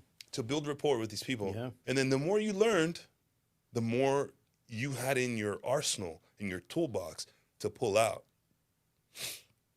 So I started really filling up my toolbox with things. And I said, all right, I think I'm in a position now where I can help someone else. But it took that long back then, 6 years, 6-7 years. Oh, now I'm ready to teach another person what I know. And when you're a single broker and you're not involved in the Miami Association, you're just trying to figure it out as you go, right? Yeah. And you're just reading the emails that come from the association or from Florida Realtors. You're just reading these things. You go, all right, I think I'm up to date on certain things. And you have no clue that you're so far behind. Yeah. There's a train. There's David Adam Kurz coming. Yeah. You know what I mean? Yeah. And these brokerages were working at that speed back then. Yeah. And I was just trying to get by. So I open Essential Realty. I get one person that wants to come work under me, right? And he's like, hey, I kind of like the way you do business. I think I would like to work with you. I go, really? Okay. I had no idea about recruiting. No idea about recruiting. And I said, okay. And then that person told someone else, and then boom, all of a sudden you find yourself with 15 people working for you, and you think you're doing something. Yeah. Right? And that was a very quick realization that you've got to have so many tools in place in order to feed these people.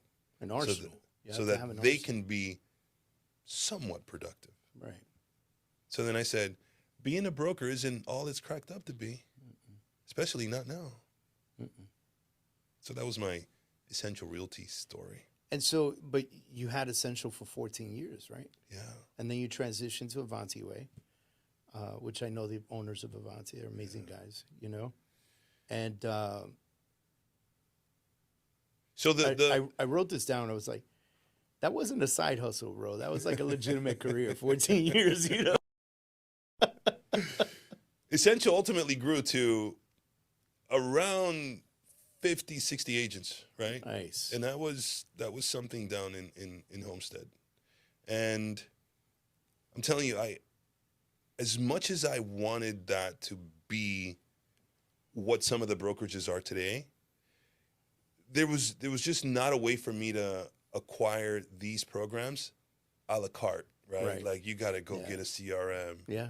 And you got to go get all of these tools, and you got to pay for these things so you can give to the agent. And then some of the agents wouldn't even use them. No, right? they don't. So you start looking at your bottom line, and you're like, what is the purpose of having all of this when the agents aren't doing it? And then the agents, they kept wanting better splits every year, you know? And the market wasn't helping because there was the introduction of the 100% commission already, you know? Now we're competing with them, and there was no real value proposition other than the knowledge and experience of the broker. That was the only real value proposition. Oh, you've got David Adam Kurz at your call whenever you want. He's there in your office. Oh, Julio's there. You can ask them whatever you want. Okay, but there's got to be something else, especially if we're running a business. Right? And in the age of information that we live in now, the age of information technology and now AI being present, your knowledge is almost irrelevant now unless you're working with somebody who likes to have that one-on-one experience. Otherwise, you can go out and find anything you want. Yeah, on any AI platform for $20 a month. Right. So dealing with all of that in that moment, right? And then I remember Erica Enid. You remember Erica Enid? Title? Yeah, I think she worked at New World for a while. Yeah, she did. Right? Yep. She tells me one day, she said, hey, you should apply to be on the board of the Miami Realtors. I go, she's like, yeah, nobody from Homestead's ever been on there. She was a big advocate for that. She tried to get me on there a couple of times. And I was like, how much does it pay? She's like, David, it's volunteer. And I was like, oh, man, I don't know. The relationships are obviously way. Of course. There's 100 benefits to it. When she was asking me, I couldn't see how to walk, how to break the time away because I was so inundated with what I was doing. You're definitely leader, chairman type material. So she tells me, and I was like, hey, nobody from Homestead's ever been there. I'm gonna go rep my city, and I'm gonna put my name in the pot. And then I get in there, and then I find myself sitting at the table, the biggest brokers in town, George Guerra, Originator. You got all of these big, huge players sitting at the table, and I'm just this little guy from Homestead, right? And I'm like, hey, I'm just glad to be here. But I told everybody, hey, I'm from Homestead. My name's Julio Guzman, and I'm from Homestead. Homestead is in the house. And every time somebody would ask me, what's your name? Julio from Homestead. Like, dude, we get it. You're from Homestead. We understand. We understand. But that was important, though. I really wanted Homestead to be on the map. Yeah. That was important. I wanted them to have a seat at the table because we've always been left behind, even with the Metro Rail, everything. We've always been Metro Rail left behind. Just short of the South. So that's when I meet Enrique, and he just has a conversation with me, and he's like, yeah, so tell me, how's it going with Essential? Tell me some of the challenges that you're having. And I just, hey, look, man, you got to buy all these things on the cart. These agents are, not really, utilizing the tools that I'm given, and I feel like I'm paying for all that. It's like, hey, why don't you come take a look at what we've got? And I see the platform, and I see what they've built, and I go, oh my God. It's like seeing your dream kind of, like everything you thought of Yeah. It's already there. This whole ecosystem just working like a well-oiled machine. Yeah, he had built the internal AI system before it was Yeah. a thing. Yeah. I go, this is amazing. Yeah. This is really, really cool. And it was a no-brainer for me to want to merge myself with that team. Because remember, I told you, surround yourself with people doing it at a high level. I'll tell you, man, I am surprised that they are not 70,000 agents Yeah. around the country. I am surprised, and I wish that upon them. I think it's coming now. I think it's coming now. I wish that upon They've them. always wanted quality over quantity too. Yeah. Even though this game, This game is quantity. right, this game is quantity. They've always had it with quality over quantity, and I think they're starting to understand that the way the market is now, with all the players that are in this game, Yep. because there are some really talented people in this organization. Yeah. Really, really people that have, it's almost like you're at Apple with Steve Jobs, right? Yeah. Like you're in that kind of environment. Yeah. Yeah. So it's a really exciting time, man, at Avanti. I'll tell you, we're moving into a market that's, and I hate to go this direction in our podcast, but we're moving into a market where we're going to see a lot of people disappear if they don't get the quantity. Yeah, And that's going to be a scary thing, no matter how good they are. yeah. It's and it's just the way the market's moving. There's no way around it. And it'll be cyclical. One day, all the mom and pops will show up again, But I think for some years, we're going to see like the biggest heavy hitters will just absolutely dominate, whoever they are, The way they've embraced AI and the way they've integrated it, because they could early on. I Yeah. mean, the way you can be successful as a realtor now, I mean, you can almost, for some, you can operate as a robot, but if you want to be a good realtor, it's still a face-to-face business, man. Yeah. You can use all that stuff for marketing, Yeah. but you it's still not got to the same thing. deliver face-to-face, Yes. and people still have to like and trust you. Yes. And people don't understand that, by the way.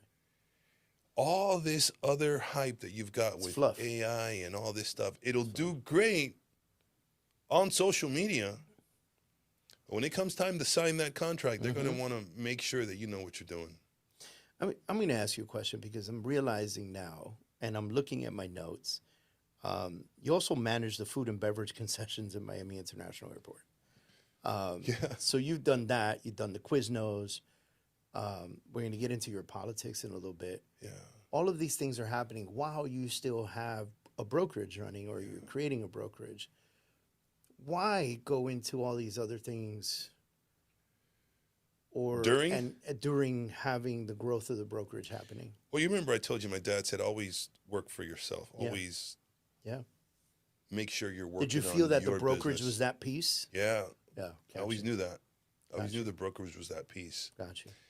And after the market crashed, 2008, 2007, 8, 9, right? I couldn't rent or sell anything. Yeah. I mean, it was completely dead. Especially Homestead. And we're talking where guys like you and I, typically can go out and sell ice to Eskimo. Like we can go out and Right. we felt we were good at this. Yeah. And at that moment, I couldn't sell or rent anything. And I remember telling my family, I said, I got to go get a job. I got to go get a job. Yeah. It was hard for me to say that. Scary. So I get it. We're ridiculous. Like, do you realize how that sounds? Like we're grown men I gotta going, go get a job. I gotta go get a job. This is the scariest thing I've ever done. And we're like entrepreneurship. Your life, no problem. You don't know if you're gonna make Oh my God, what is wrong with me? Right. Right. So I get a job at the airport.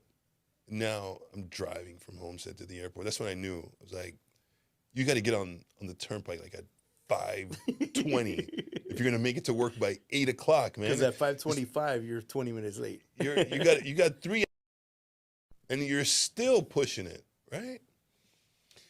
So I get a job at the airport, and this is such a humbling story, man. I'm working as a security guard. what the first part of the job is just telling everybody where to go in the concourse, right? D12 is that way. Oh, todo es para allá. La comida, la carreta's over there, right? Then there's an opportunity to get a slight promotion, like a few months after that, and it was a security guard. So I become a security guard, and the cool thing about security at the airport is that you get to ride a Segway, right, all through the airport. You get to ride a Segway, right? I thought I was, like, you're in an amusement park, right? Mall cop. Right.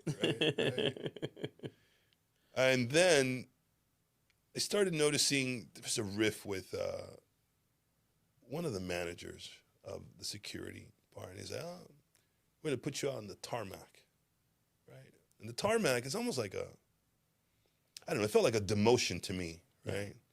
Because now you're sitting out there in this little cube, and you can't use your phone. Phones were out back then, yeah? But you couldn't use your phone. And you just had to grab a person's ID and swipe it, and it'll open the gate. This high-level security when you're coming onto the tarmac, right? And then you would notice that the people would look at you like you were this piece of crap. Like, hey, here's my ID. Just swipe me and hurry up and get this gate open, right? And you're just sitting there, and you're like, I'm a human being just like you, man. Like, you don't know where I come from. Like, this is what you're telling yourself while you're sitting in this cube where you can't use your phone, and you're just kind of looking around and trying to make sense of your life while you're there. So I remember this one manager just busted my balls all the time about stupid stuff, right? If my phone was on there, he'd say, hey, you can't use your phone. Why do I see your phone on there? I said, I don't know, just in case my wife calls or something. It's an emergency. I want to see the name. You know what I mean? Like, but they never saw me using the phone or anything like that. I was a very good employee. Yeah. There's this guy, la tenía cogida conmigo. And he was a fat, sloppy guy too, man. I was like, dude, I can't wait to get out of here. So then I remember there was a position open for a property manager in the Miami airport. And I get a call from that chief. And he says, hey, I see you got a real estate license. I've seen some of your resume. Would you be interested in maybe coming up to work in this department? I go, sure, I'd love to. Why don't we have a conversation? So he takes me up there. We talk, and I'm like, yeah, I'm definitely interested. He's like, when can you start? I said, I can start tomorrow. I said, well, you can't come dressed like that. Remember, I had cargo shorts and not shorts. I'm in a security. Yeah. So you got to come in a suit. You got to come in a suit every day. So we work on the 6th floor in the executive offices of the airport. So they were the offices that brought all the food and beverage and all the businesses to the airport. Gotcha. So anybody leasing space in there came through that office. Gotcha. So I'll never forget how I felt when I saw that manager. I'm in a suit now. And he's like, yesterday, tarmac? Today, suit? You work in the 6th floor executive office now? How'd that happen? And I'm like, you see, you should never judge a book by its cover because you never know who you're dealing with, and you never know who might be your boss one day. Yeah. Right? So treat everybody with respect and humility. Oh, that was such a gratifying feeling. Almost like and you had the opportunity to say this to him. No, I didn't say it. It was almost like but it was implied. Yeah. It's almost like, here you go. You think he got it? Of course. Yeah. Just by the look. Yeah. And that's the sweetest revenge, if you want to call it revenge. Success is the sweetest revenge. It's the sweetest revenge. Yes. So when I'm working at the airport, they have like 5 levels, right? Or 4 levels that you go up. So you start at like 55,000, then you go to 65,000, 70, 80,000. It was like a career path, and I was a property manager level 1. So I quickly showed the people I was working with that I could get things done because all they wanted you to do was, hey, can I count on you to get this done? Yeah. Like I don't have to come after you, right? Yeah. And I would go and I would do it like I would really get after it, and they would say, I like how this guy works. I like what he's doing. He's showing it consistently every day. That I can say it to him one time, and I don't have to worry about that request being done. And I got good at doing that. And they were like, okay, now it's time for a promotion. And I got to a point where I was like, you know what? I'm not going to get comfortable in this job, no matter what they want to pay me. And you're close to being, like, you're in the executive offices of that airport. Doesn't even get any better than that. And you're going to just work your way to the top. Yeah. I told myself, no, this isn't my dream. This is someone else's dream, like my dad said. Right. So thank you for the promotion, but here's my resignation letter. Oh, wow. Family would think I was crazy. What are you doing in this economy? You're leaving that good job that you've got? I came right back to my little brokerage, right? Yeah. And I started hammering out the brokerage again, started growing that, and I felt like I was on top of the world. You mentioned that it was a very humbling experience. Was it the tarmac was the most humbling, or was it the manager, the way that he treated you? Was it the way the people treated you? What was it? The tarmac really and the manager, and then the moment where you get to redeem all of that and say, look what I've become, and look what you thought I was. Right? So there's something empowering about that. Yeah. Something like, there's no reason for you to be an asshole. I'm not doing anything to you. You know, I'm a good employee, but for some reason, you have this authority and you want to belittle people, or you want to make people feel beneath you. Right. For what? Right. What is that doing for you? What are you insecure about? Self-satisfaction. Right? Yeah. So then when you get the opportunity to stick it up their ass and kind of say, hey, you know what? Here you go. Yep. Because you didn't know who you were dealing with. That was empowering for me. You developed as well in the Redlands. Tell me about that. That was that time where everything you thought would turn to gold, right? Yeah. Me and a buddy, we say, hey, you've got a little change. You got some money. I've got a little bit of money. We both got good credit. Let's buy this horse ranch, 5-acre horse ranch, right on 288th Street, right next to South Dade High School. Okay. Let's buy this horse ranch and let's rezone this and develop this into single-family homes. None of us had any developer experience. I had real estate experience, but we didn't know what we were getting into. We didn't know what a public hearing was. We didn't know what it was like to come up in front of a commission. A board of people. Right. But we were carefree. We were like, let's go. What do we got to lose? So we went through all the things we were supposed to do to get it ready and to prepare, and paid all the fees. And we went up and spoke our truth about what we were going to do and how the single-family homes were going to enhance the aesthetics of the community. And it was, I think it was like a 5-4 vote. We got just barely won over. And we practiced, we would practice our speeches. Normally you would hire a lobbyist or you'd hire an attorney to do all of that for you. With the amount of funds we were paying, the fees we were paying. But we're like, no, we got this.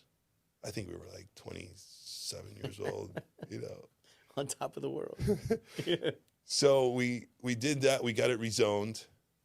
And we went to town and we were looking for financing from a bank. And every bank says, we're not giving a loan to first-time developers. I think we were on bank number like 8 or 9. Everybody was just rejection. Like the minute we would come and give our pitch, they were like, no, we're not interested. So then one Banco Popular, they sat with us and they listened to us and they came down and they saw what we were doing and they gave us an opportunity. And they gave us $3 million. No kidding. They gave 2 kids, 2 young Carefree Kids. They gave us $3 million, and we were off to develop these properties. That's when I knew development wasn't my thing, because you've got to whip these subcontractors into shape, there you know, every day. Yeah. And they don't show up. Oh, somebody's sick or something, and they're like, you can't be sick. You better come. You're getting paid for this job. But we were naive. We didn't know. We were. Yeah, you thought everybody would do what they're supposed to do, and everything. They would tell us they were sick. You know, the plumber wouldn't show up, and the only thing the plumber was doing was going to another job. He was getting paid more money. Yeah. While our job was on sitting hold there for weeks, and we're like, where are you? We've paid you. We gave you a deposit. You had to go hunt these guys down. So I was like, oh man, this is such a nightmare to deal with. And then every time you wouldn't pass inspection, you're asking the structural contractor, what happened? Oh no, that tie beam isn't correct, and now we need a change order. And so people were looking at us like, these guys don't know what they're doing. So you had to learn quickly on how to navigate that shark-infested waters, because they were all like, okay, these guys are naive, they're young. But Edwin Guevara and myself, we were hungry young kids trying to make it work. And Edwin, he was an analytical guy. He knew how we could save money, and it started to work, and we started to see some fruit. And then 2006 market just collapsed. So you never even had the opportunity to make it all the way through.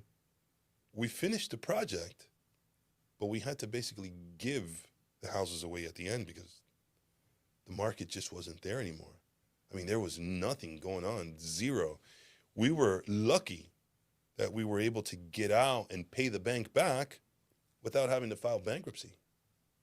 But that was another life lesson that you learn, and you say, God, thank you for that lesson, because not only was I able to pay the bank back, but everything that we learned along the way about what it takes to develop single-family homes and everything in between, that is, so there's some stories that you can't really even tell. I noticed that you're not in development anymore. It's very lucrative for some families, right? It is. For some people, and they get into that, it's very well, but I talk about it all the time. the time I was doing it, it just wasn't for me. I have completely different reasons for doing it. I want to have a building or a community with my name up front. That's like, why not, bro? I want my kids to drive by and go, that was my dad. It'd be super cool. But most people don't realize how many plates one has to spin in this entrepreneurial game, and you're spinning a lot of plates all the time. Like I don't think I'm having a hard time placing everything on the timeline. I'm sure everyone watching this right now is going, yo, when did you breathe? You know what I mean? Because it's a lot of stuff. It's the manager, it's the security, it's the real estate brokerage, it's the Quiznos, then the advanced graduation to building the brokerage, and then the collaboration with Avanti, and all this stuff is happening all the time. Right. The development now, we're talking about developing houses at the same time and whipping contractors into shape, which we know is extremely hard to do anywhere in Miami-Dade County. What do you think it is that drove you? Was it ambition, fear, something else? What was it that really drove you to put all this together? I think it was always ambition. Always ambition. I always felt that I had a little league coach, right? And the little league coach would say, let's go, Guzman. Nobody better than you, right? Any little league coach would say that to their team. But for some reason, I was like thinking, is that the coach saying that there's really nobody better than me? Right? Believes. Right. And I take that till this day, right, as a way to help motivate me. I know obviously there's tons of people better than me at a lot of things, right? But when you have someone that believes in you and they're telling you, let's go, I feel like you're the right batter this time. There's nobody better than you. Let's go. That motivation makes you feel that you're Superman. at certain moments, and that there is a potential that you don't even think you can get there, but when that guy says it to you, all of a sudden you're like, I think I can get to the freaking stars. Man, you say something like that, and what I hope people hear is I need to sit down and really think about those people in my life. Yeah. It was just so many people that don't have that little league coach, right? They never had that opportunity. But then there's probably a lot more people that had someone like that. Right. They just don't think about them anymore. It wasn't that prevalent of a thought as it is for you, for them. And I'm hoping that they take a moment and go, yeah. Who is that? Who is that Who's person? that little league coach in my life? Right. Could be a teacher. Could be a friend. Yeah. Could be an aunt, an uncle. It could be somebody. But there is someone that helps empower you to feel that you could reach the stars. And you're like, I don't know how I'm going to get there, but that person feels that I can get there. I'm going to give it a try. That's crazy. And I'm sure there's people like me out there. Like for me, I'm not very fond of my youth. Yeah. I'm more fond of my adulthood. Yeah. Right. And so a large part of me has completely wiped out my youth from my head. Like I remember small pieces, but there's a lot of it that I don't even remember. You know, I think I remember like high school. I remember 4 people from Homestead. Right. Like, you know what I mean? And by the way, I'm still friends with 3 of them. You know, like, you know what I'm saying? And so it you know, those. If I wasn't friends with them, I probably wouldn't remember them either. And you probably know them, which is crazy. You know, maybe I'll tell you about them later. But those are the guys that you can. They'll never judge you. Never. They'll help you. Not in a million years. And they'll listen to what you. It's like iron sharpens iron, and you could be from all different walks of life, but all of a sudden, this is that core group that you can honestly be yourself. Yeah. And say, this is what I'm feeling, guys. There was Tony Guzman. I don't know if you know Tony. You know Tony Guzman? He introduced me to you. He's my best friend. Tony introduced me to you. You know, Tony's now a police officer. He's in Palm Beach County. Love Tony, man. He's a couple years from retire. He retired from the Air Force recently out of Homestead. You know, people said, are y'all brothers? I'm like, yeah. Got the same last name. Sergio Laporte. I don't know if you remember Sergio.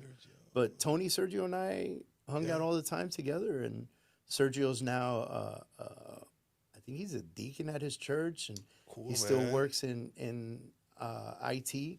So Sergio, Tony, and myself left to the Marine Corps together. Ah, that's where that bond started. Yep. Well, the bond started in high school, and then somehow we convinced Tony to drop his college scholarship to come to the Marine Corps with us. Dad was none too happy with us. Shout out to Tony, man. But listen, man, homie, you know, he graduated, he did 6 years in Marine Corps, and then he went Air Force Reserve, and he retired from the Air Force. He's one of those guys, you see him, it's always a smile. This guy's always man, happy, dude, man. Always. It's always love Beautiful when you see kids, this guy. great wife. I mean, just, he killed it, man. He did. And I tell him all the time, he looks at me, he goes, Dave, man, like, oh my God, look at what you've done with your life. And I go, Tony, all I've done was risk everything all the time, my whole life. I go, I'm more impressed with you, man. Yeah. You know, you're about to hit your second retirement. You're not even 50 yet, Bobby. You know, almost there. You know, so what a blessing to have people like that in your life, you know. February 2019, you're appointed city council seat number 1 in Homestead. You didn't get elected. This wasn't an election thing. No, right? it was an appointment. It was an appointment. So you were appointed to fill a vacancy that came up. What did it feel like to walk into that chamber for the first time and have a seat at the table? Oh, I felt overwhelmingly prideful. I was really ecstatic about getting that opportunity. Because obviously there was people more qualified than me at the time, you know, but they wanted to take a chance. And I said, okay, I'm up for the challenge. And again, this is another one of those moments where you got to be extremely uncomfortable if you're going to grow, right? Yeah. So I don't know why you and I like putting ourselves in that position, but for some reason, Some people are just built for it. They don't know how to live without it. I think that's Yeah. what you and I are.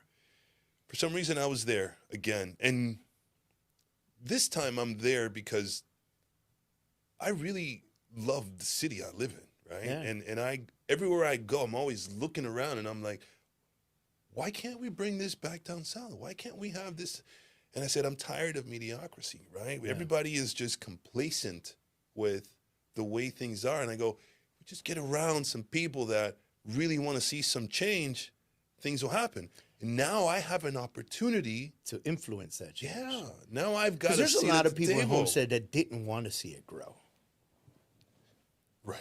Yeah. Right. They just kind of wanted to keep it. Yeah, they wanted to keep it slow and Rural, you rural know. and chill and country. And But I realized that you can't stop that train no, from coming. it's coming no matter what. Regardless of what you put in place, it's going to overpower and it's going to eventually kind of take over. But you got to do it right. And if you accept it with open arms and you control the way it grows, then it's beneficial for everyone. Yeah, but I don't get why some people couldn't see that. Yeah. So I said, I now have an opportunity to shape policy and put my influence on Change things for the city. how I want the city and what my vision for the city is. And remember, you're just one of seven, right? And you represent your constituents. There are 85,000 people. Now it's 100,000 people in Homestead. And right? growing. And growing. And I thought it was a very powerful way to project change, right? You wanted a paradigm shift. Like I wanted to go this way while everybody wants it to kind of stay here. Right. You go, all right. Now, at the beginning, you don't really understand how to do that because you're new. Like if you were put on the county commission, you'd be like, all right, What this now? is moving kind of fast, you know, Yeah. like.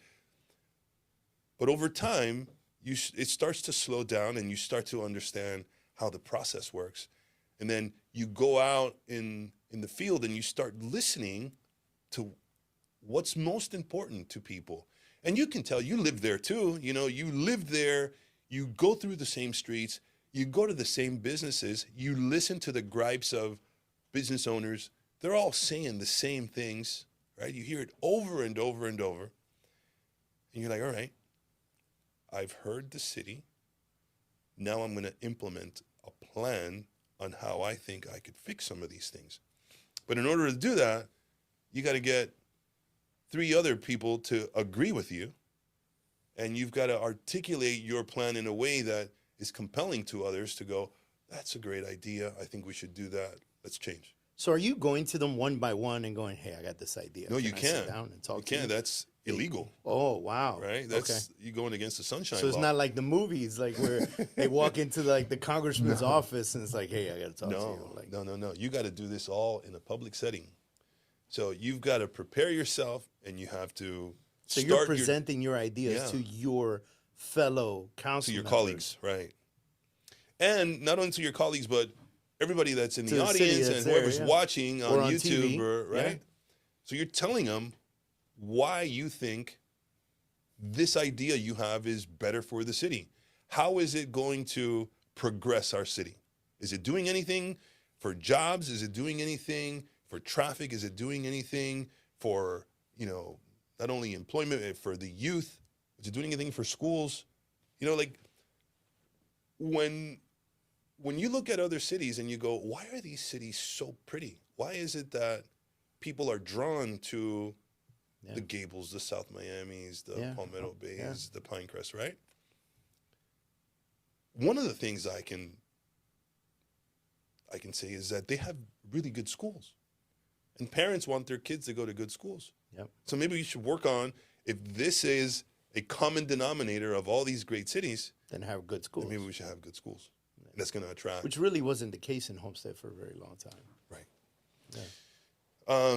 Employers want to be in an area where there's talent, but I start to say, well, if you look at everybody driving up to Miami at 5 in the morning. That's talent, because they're all driving up to go work in That's Miami, and talent they're leaving driving, the city, right? going somewhere else. So if these employers were down south, then maybe it starts to change the dynamic of the traffic patterns, because now people aren't having to leave. So I think there is a way that things can be fixed down there. Yeah. But you just got to get talented people or forward-thinking people Involved. to want to see action. Because why is it in government everybody feels like it's okay to be lazy? Yeah. It's okay, like, oh, it's government. It's not going to be anything fast. Yeah. They're going to take their time, and they got to go through the bureaucratic process. Why can't that change? Yeah, I agree with you. You know what I mean? I agree with you. So you later on become Homestead's vice mayor. Yeah. What does that mean for you? What does it mean for your constituents? You know, we mentioned earlier that you might be actually Homestead's first Dominican Hispanic vice mayor. Yeah. And so what does that mean for you, your family, your constituents, everything around you? Your business, by the way, because you're vice mayor and you still have a brokerage, right? It was a sense of pride that, you know, the Homestead residents elected me to be vice mayor, and vice mayor is like vice president. If something happens to the mayor, then you would be the one leading the city, which it's a huge honor, and I'm grateful for their confidence in me. You become part of the elected office in Homestead because there is some burning desire within you to want to see Homestead progress. Right. You're tired of the excuses. Mediocrity. You're tired of the excuses, and you're tired of the people just saying, oh, that's just the way things are down here. No. If you didn't like the color in this chair, tomorrow you'd say, oh, I want a black chair. I'll change it. But in politics, they go, oh, we got to get a consultant to tell us how it feels, how it reflects off the retinas of your eyes, and then we'll decide if we're going to change. But I'm like, oh, that's garbage. I want people to treat the city as if it were a business. You know, let's run it like a private entity business, and we can get things done much more efficiently. So you spend time trying to fix things in the city while your brokerage is seeing less and less of you. So that's where my sister comes into play. Gotcha. Sister, my wife, right? They have to kind of fill in those gaps. Fill the void. Right. While you're gone, because you're trying to do really cool things in the city and really make some leaps in the city of Homestead so we can get out of this mediocrity, right? Can I ask you a question? I assume I can, since you're a guest on my podcast. But I'd like to ask you this because to the average mind of the constituent, they go, well, of course he wants to be in politics to help his business boom. Right. I don't feel like that's the case. It definitely is not the case. Right. So I always thought, oh my God, you get into politics. First of all, every constituent that doesn't like you will never do business with you, you know? And so you're left with the half that actually likes you, and hopefully it's more than half. That's how you won, right? And then and then you're so involved in politics that you're neglecting your business. That's exactly what happens. So you have to really think about putting systems in place so that your business can continue to operate with you being less time there. Because once you're elected, something happens where you want to make sure you leave a legacy of projects or really good things that you've done for the city. And I think that's just human nature, or the competitive part of us just wants to do really cool things.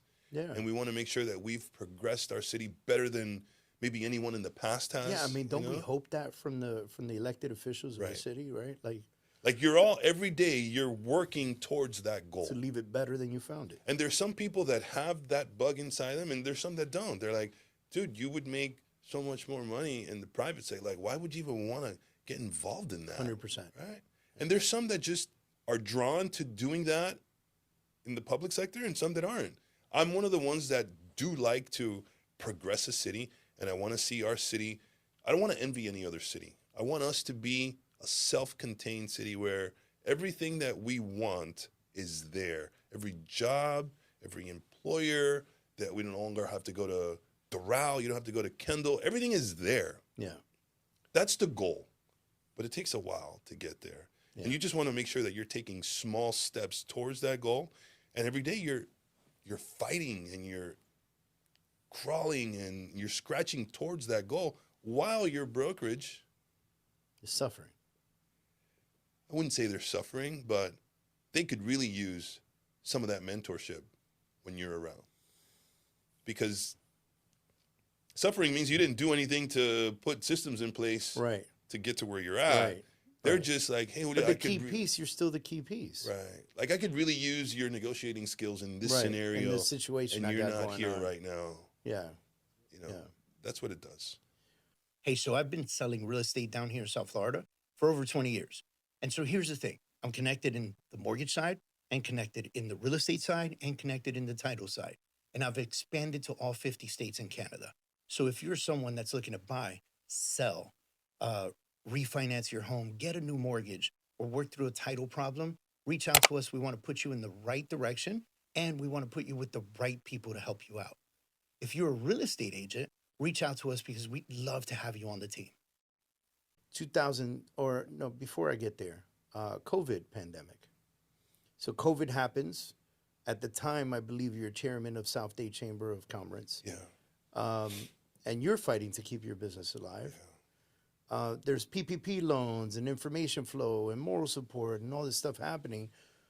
What did you see happen to business owners in Homestead that maybe the news didn't really cover, that nobody knows?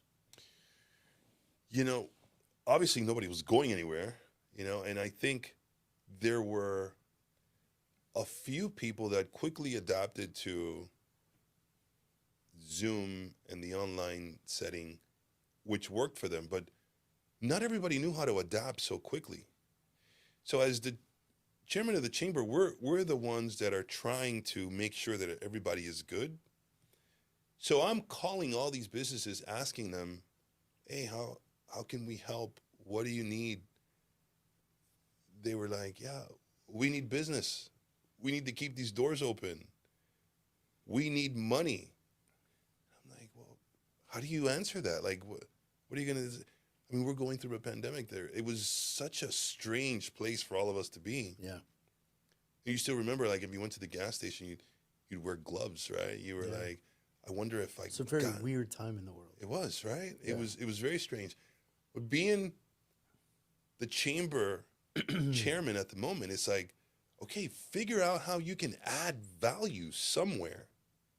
And it was just having those Zoom meetings and having just the camaraderie between us at a human level, because there was nothing else that we could do at the time. And that's where people started saying, all right, I better figure something out. I better figure out how to sell something online or I'm going to go under. Yeah.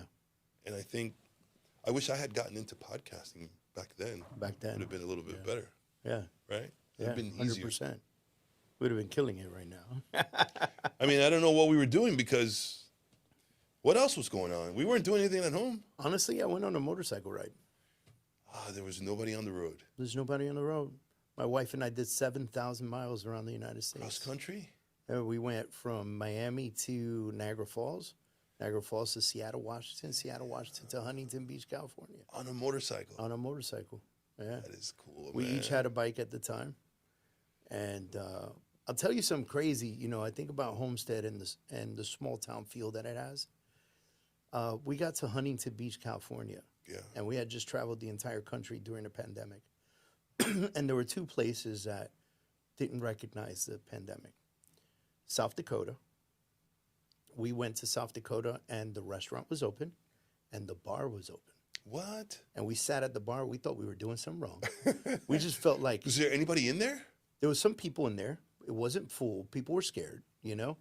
But the bar was open. If you wanted to come, no mask required. The bar was open. And so I asked the bartender, I go, how's the bar open? Like, you know, like, And he goes, the governor of South Dakota said that COVID doesn't exist here. And believe it or not, they had like the lowest COVID counts. Wow. Right.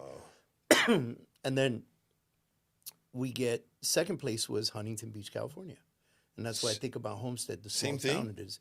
We got to Huntington Beach, California. I felt like I had just driven into Disneyland and nobody knew what was happening anywhere else. Like, as if this entire community did not have a radio, a television, or the internet. That's crazy. Everything was open. I got a haircut at the barbershop. I went to the beach. We went out drinking. We had Beach, dinner. California. Yeah.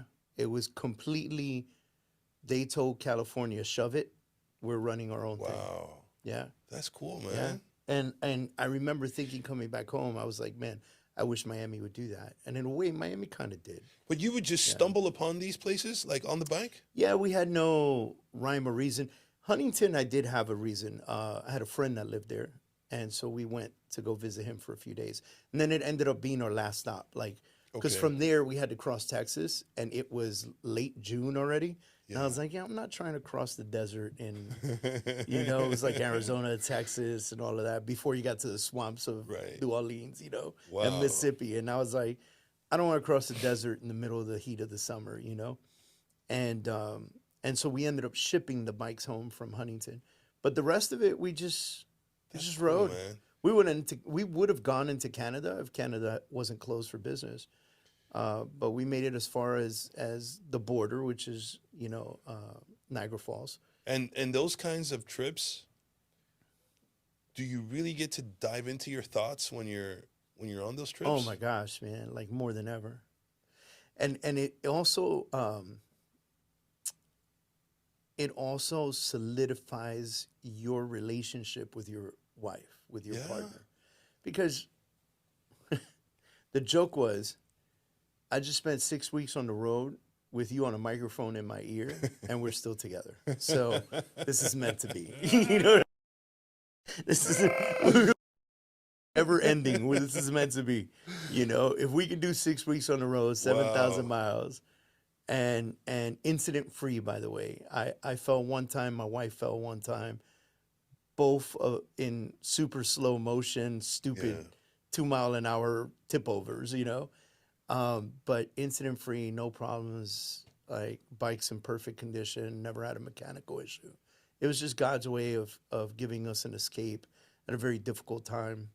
And I was going through a double difficult time at the time because I had the COVID situation and I was going through a horrible lawsuit at the time. Oh, man. And so it was the escape. It was amazing. It was incredible, It's funny how when you're going through some of your most difficult times, that you're grateful for having that partner, that wife that you selected right there. 100%. By your side.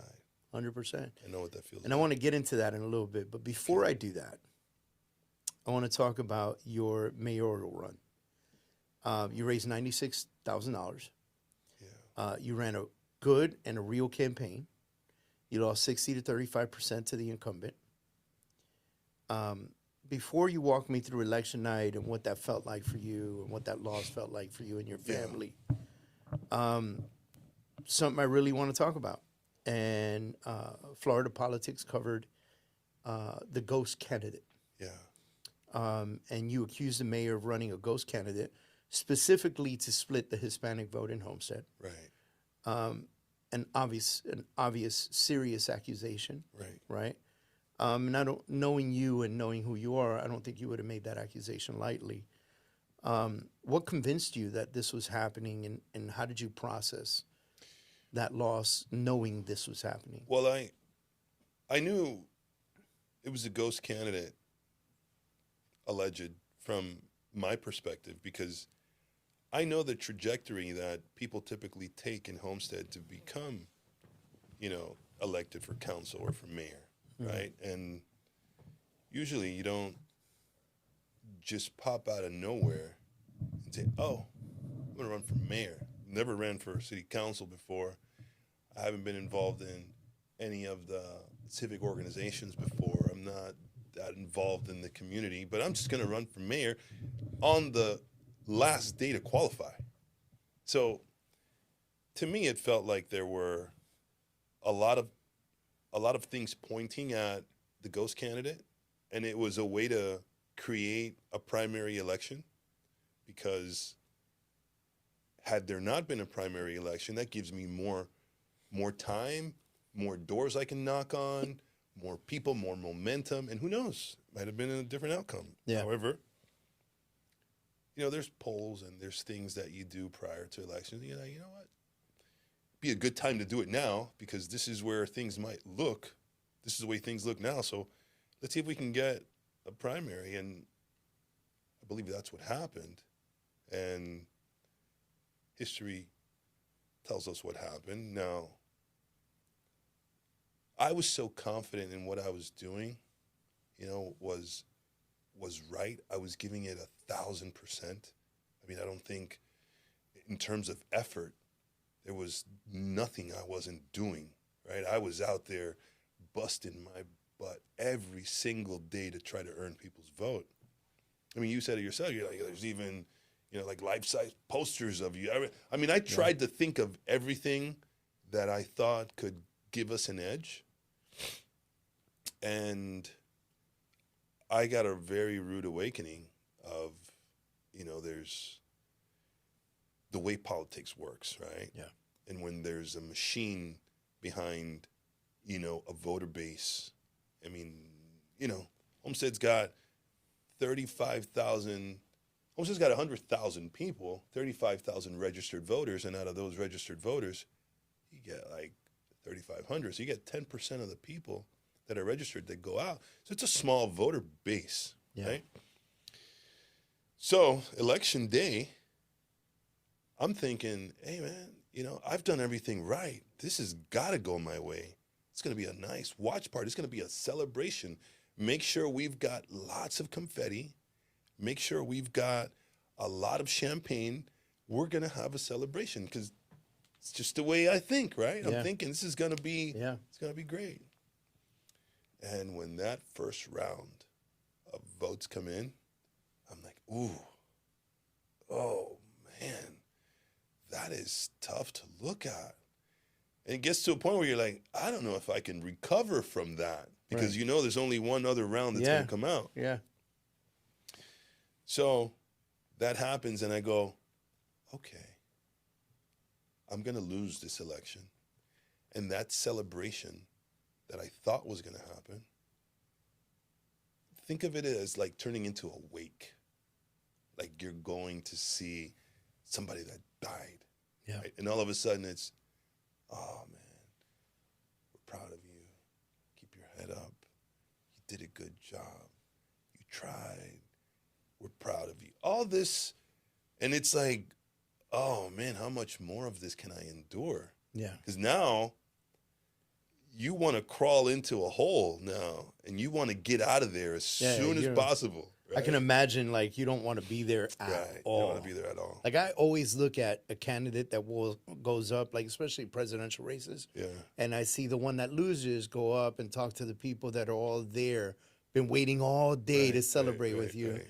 And they, hey, I'm sorry, I just got off the phone with the future president, and and you're going, oh my God, I know you just want to get out of there right now.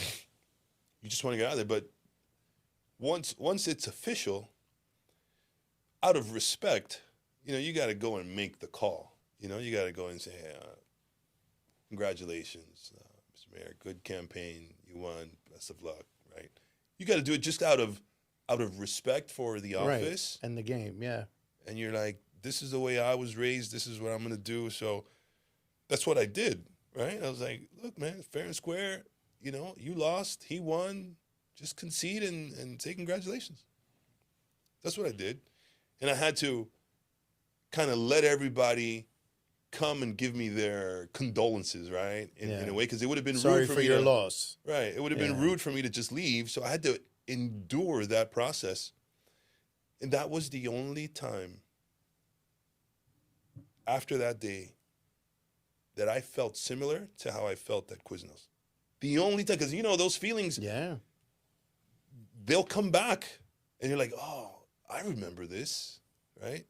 However, it lasted just a few days. Yeah. Compared to shorter. what happened at 6 Quiznos. months.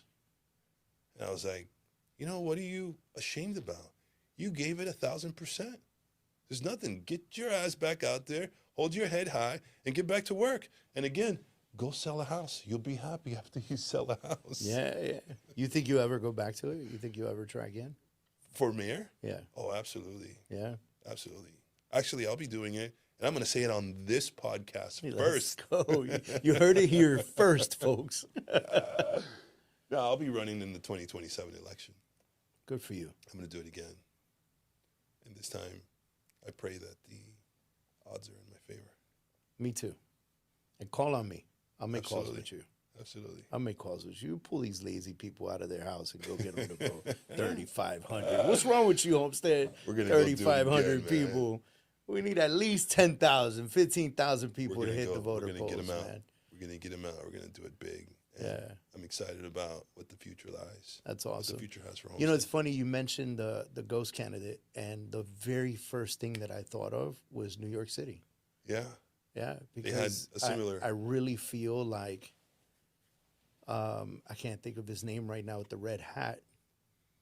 I think. I don't remember the red hat. Oh man, so Mandambi won, obviously. Oh, yeah. But one of the guys that was running was he runs that like protection group in New York. He's a Republican. He wears his. I think he was a plant. I think he was a plant to split the vote, and because if he wasn't, I think he would have done the smart thing and backed out at a certain time, and allowed the voters to only have the two options. Yeah. He did it, and I think he was a plant. Yeah, it happens. It happens. Yeah, It's unfortunate though. It's such a dirty game. What makes you want to be in such a dirty game like that? Is it the love for the city? You see past it, and imagine like in our utopia. Imagine you walk into the building department and it's running like a well-oiled machine, and they're treating you with respect and like, oh my God, I'm so happy to see you. How can I help you? Yeah. Right. Imagine having that. Imagine having a really smart city. Imagine having, a really great downtown. Yeah. Where you don't have to go anywhere. Imagine that your kids are going to the best schools. So it's like this imaginary, like city that you have in your mind. Can make happen. Right. And then there's Would you ever progress from there, like city of Homestead to maybe mayor of Miami to maybe? No, I think there's no congressional future. Mine is Homestead, man. There's no congressman. No. I'm thinking Homestead, and Homestead's where it dies. I want to make sure that Homestead is the place that everybody wants to live in. There's not a lot of people like you out there. You know that, right? I'm hoping that we can convince them to be, because why not think that way? We live in such a transient world now. People want to move around. Way? Yeah, that's true. And you can. With all the technology in the world, you can. That is true. It's, I think it's been a long time since the majority of people have said, this is my hometown, this is where I want to be. It's rare now. It's very rare now. I think if I ever wanted to do something, I would have done it a long time ago. Yeah. And as you get older, you start to, I'm entrenched so much in that community. And it feels good when you go to Publix and, the people know you. It's like, this is my town. It's your town. That's incredible, man. I'm excited for you. All right, thank you. I think that Homestead needs you. I really do. I think it does. And I'm not saying that just to appease you. I really do believe that you see a future for your town, and I hope that people see you and go, hey, this guy's been here his whole life. Like, he left for a stint in baseball in college and then came back home. And I can't knock what. Do you know how many people would leave hometown, go to college somewhere, go play for Arizona, and then like end up in California or New York or just wherever end up else. somewhere else. Yeah, just wherever else, just not to come home. And you came home. I see Homestead. It's making some good strides. It's making some progress. Mayor and council now, they've done some really cool things, and I hope to catapult that and just make it even better. And then I hope the person behind me comes and makes my part even better. Yeah. And I think that's how we ought to think about moving forward in Homestead. Everybody make it a little bit better. I don't think there's you can't go backwards. Yep. Just got to go forward. You've got the Talk Visual podcast going on now. Yeah, me and Demetrius Knowles. You and Demetrius knows. You're putting your story out there. You know, what really truly made you decide to create this type of platform? You know, both Demetrius and I have storefronts in downtown Homestead, right? Okay. He owns most of the AT&T stores in Homestead. He owns one in Key Largo. I've got Avanti Way Homestead in downtown Homestead. And we wanted to bring attention to that area because you can't walk out and go get a coffee. There's nothing. And what downtown do you know? You Doesn't can't have even coffee go to close by. coffee, right? Yeah. So we first started it with bringing attention to downtown. And as we started having those conversations, we started to understand that we were talking to guys similar to your story, right? And we would ask them, how did you get there? And the story behind how they got there was very compelling, and it was very inspiring to hear. And then we started kind of honing our show to be, what are we leaving for the next generation? So just like your audience is hearing some things that I've been through in life and it might resonate with somebody, we felt the same, that if we could leave crumbs for the next generation, somebody's going through something, they could pick up from those things that we're talking about and say, oh, I think I can make it now because I heard that a person was going through the same thing I'm going through and they seem to come out on the other side. So we're trying to kind of weave and navigate through, how do we leave crumbs for the next generation? How do we create like a roadmap so that people that want to get into real estate, that want to do insurance, that want to open AT&T stores, is that lucrative? Does that give you a good life? Is a real estate broker going to leave you a good life? Is a council person going to give you, like all of these experiences that we have, we want to tell you how it's been, how we got there, so that you can decide if that's something you want to do. It's interesting. So it went from really trying to bring attention to downtown Homestead to like a deeper level of meaning. Yeah. And push out to a deeper place. That's exactly what happened. And it's interesting learning about other people because, man, the stories that we hear, they go pretty deep. And you'd be surprised at how certain people got to where they are. Yeah. Sometimes it's by accident. Yeah, completely. Sometimes they had a very strict vision of what they wanted to do, and they made it there. But some people was like, oh, I just stumbled upon this, and it worked. Yeah. And here I am. Yeah. Yeah. I know a few people like that. I might be one of them, but, you said being a man starts with choosing the right partner. Yeah. And we hinted towards this, and I want to talk about it for a little while. Talk about your wife. Who is she? How did you guys find each other? What is it that she helped you carry that you couldn't carry alone? Man. Like, I want to know. Wife is amazing. It's almost like you don't have the words to describe how amazing and how impactful they are in your life. But we just celebrated our 12-year anniversary. Congrats, man. This past weekend, which was really, really fun. And I met my wife through a friend. She was at like Portofino, saying, hey, we're having pizza. You want to come by? I haven't seen you guys. It was like a high school friend. And then I went by and I was like, oh, who's so-and-so? I was like, oh, it's a friend of mine. And we just kind of started talking about real estate stuff. And she was a mobile closer. So we kind of bonded and connected on real estate stuff. But at that moment, I couldn't really see all of her, right? And then it got to a point where we went to a party the next day. It was St. Patrick's Day. And now I was like, oh, now I get to really see who you are. And I was so attracted. I was like, all right, this has got to be my woman. And we vibed. It was an instant connection. But more, not on a physical, it was more on an intellectual. Yeah. A person that made you think, a person that made you dream. You can actually speak to. Yeah. A person that made you dream and kind of had the same convictions that you have, same spiritual background. And I was like, all right, this is really going somewhere. And we hit it off from there. And it's one of those moments where after you start, you're just inseparable.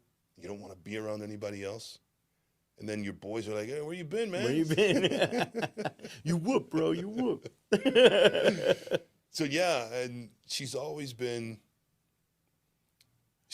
understood how to tame my ambition.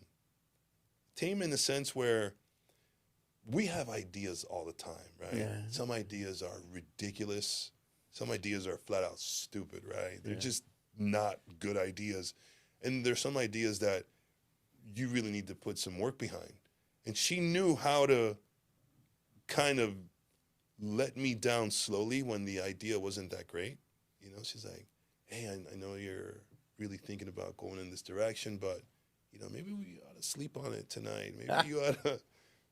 She had a really good way of doing that, but I think that was her talent in understanding how not to knock me down, because we want to feel respected. Yeah. We want to feel that, you know, the ideas that we're coming up with are going to help the family.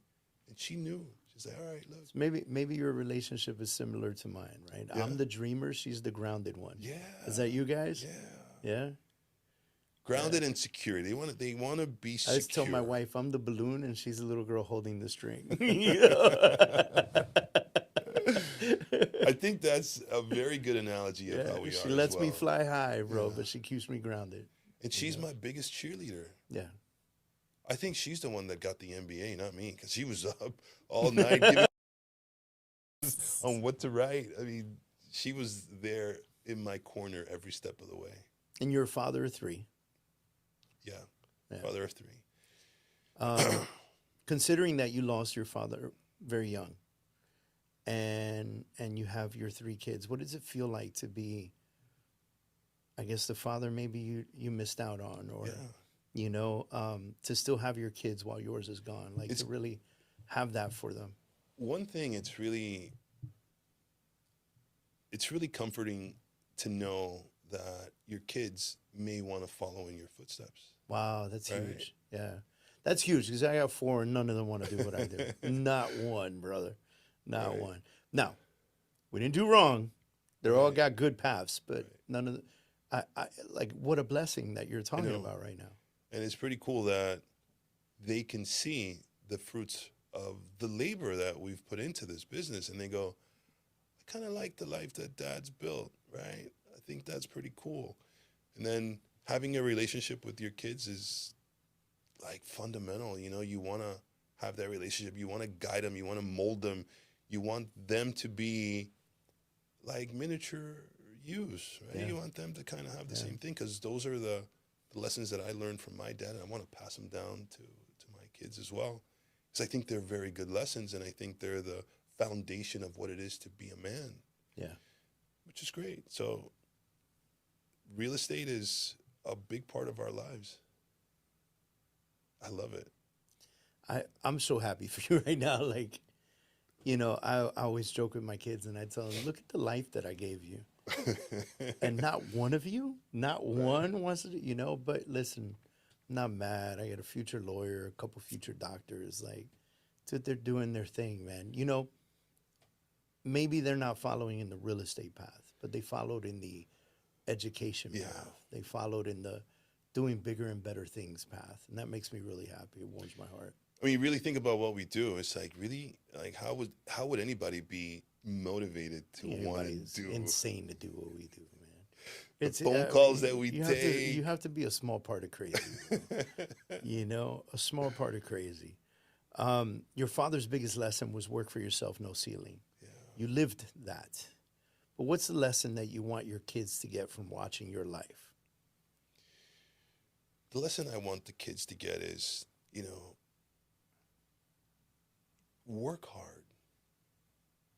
Always stay hungry. But always be grateful for what you've got. And don't forget where you come from, right? I mean, I think those are the kind of like the four pillars, right? Yeah. Like, work your butt off. Always educate yourself. Seek knowledge. Seek knowledge from people that do it at the highest level. but be humble at the same time. Never make anybody feel that they're less than you. Jay, we're equals, man. Yeah. Is there anything I can do to help? Yeah. Anything I could help your family out with? And then that goes so much further than the quick buck that you can make off someone, because you're not really interested in truly helping them, getting them what they want, right? Yeah. So I think that's the lesson that I want my kids to have, to understand how to navigate through life. If you help others get what they want, you'll always have what you want. And you talked about choosing your circle. Iron sharpens iron. Yeah. You know, name the quality in a man that tells you immediately that he belongs in your life. First, he's not judgmental. You know, they're not going to judge you. They're going to be a friend to you. And a friend, that's unconditional, right? Yeah. That's being there when you really need someone to be there. That's having that person that you can trust your family with, your wife with. Like, that's a friend. Yeah. And when you're at your weakest moments, when you feel that there's nobody you can talk to, and you can go out and take off your mask, right? Yeah. In front of these people, like, this is just who you are, and these people accept you for who you are. That's what you consider a friend. That's a core small group. It might be big for some, but for me, I think for most people, it's a small group. It's a small group of people. We got a group chat that we keep each other honest all the time. Wow, what a blessing. Your faith has been consistent through your lessons. You know, we've heard you say it a couple of times. Your lessons and your losses. You know, your father, baseball, Quiznos, mayor race. Yeah. You said to me, faith is a muscle. Mm-hmm. When was your faith tested so hard that you wasn't sure it would hold? You know, when you lose a person, when you lose, especially a parent, those are moments where you question, like, is this right?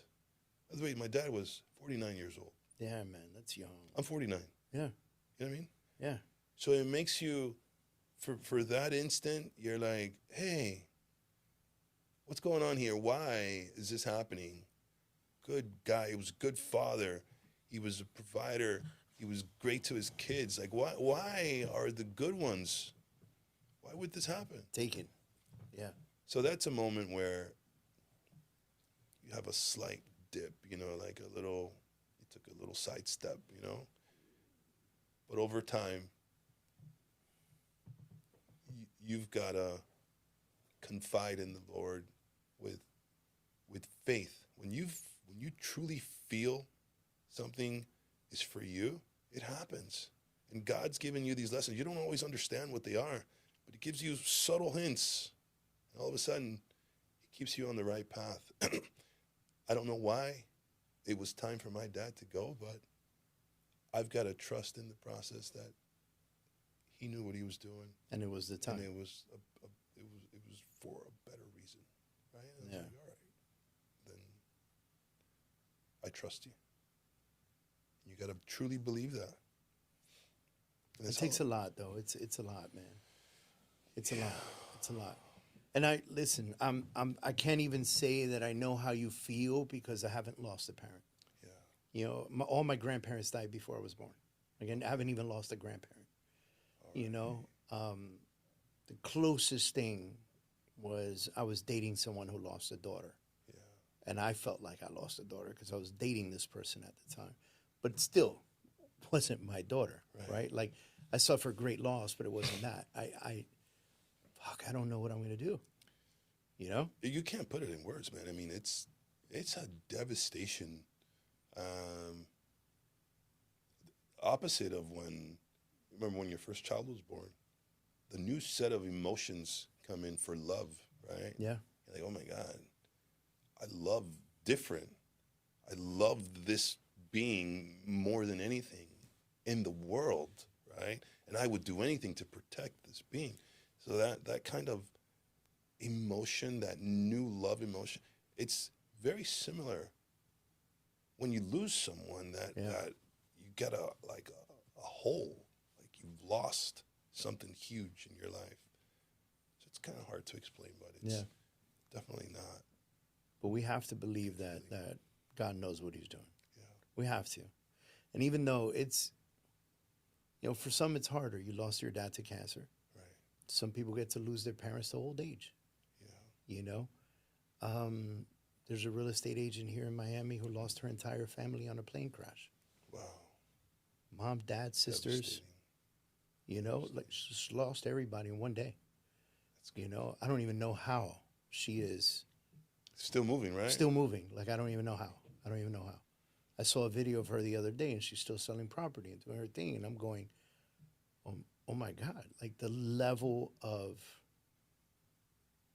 faith that woman has to have to be where she is. And everybody grieves differently, too. Yeah. Everybody has their own way, their own moments. Yeah.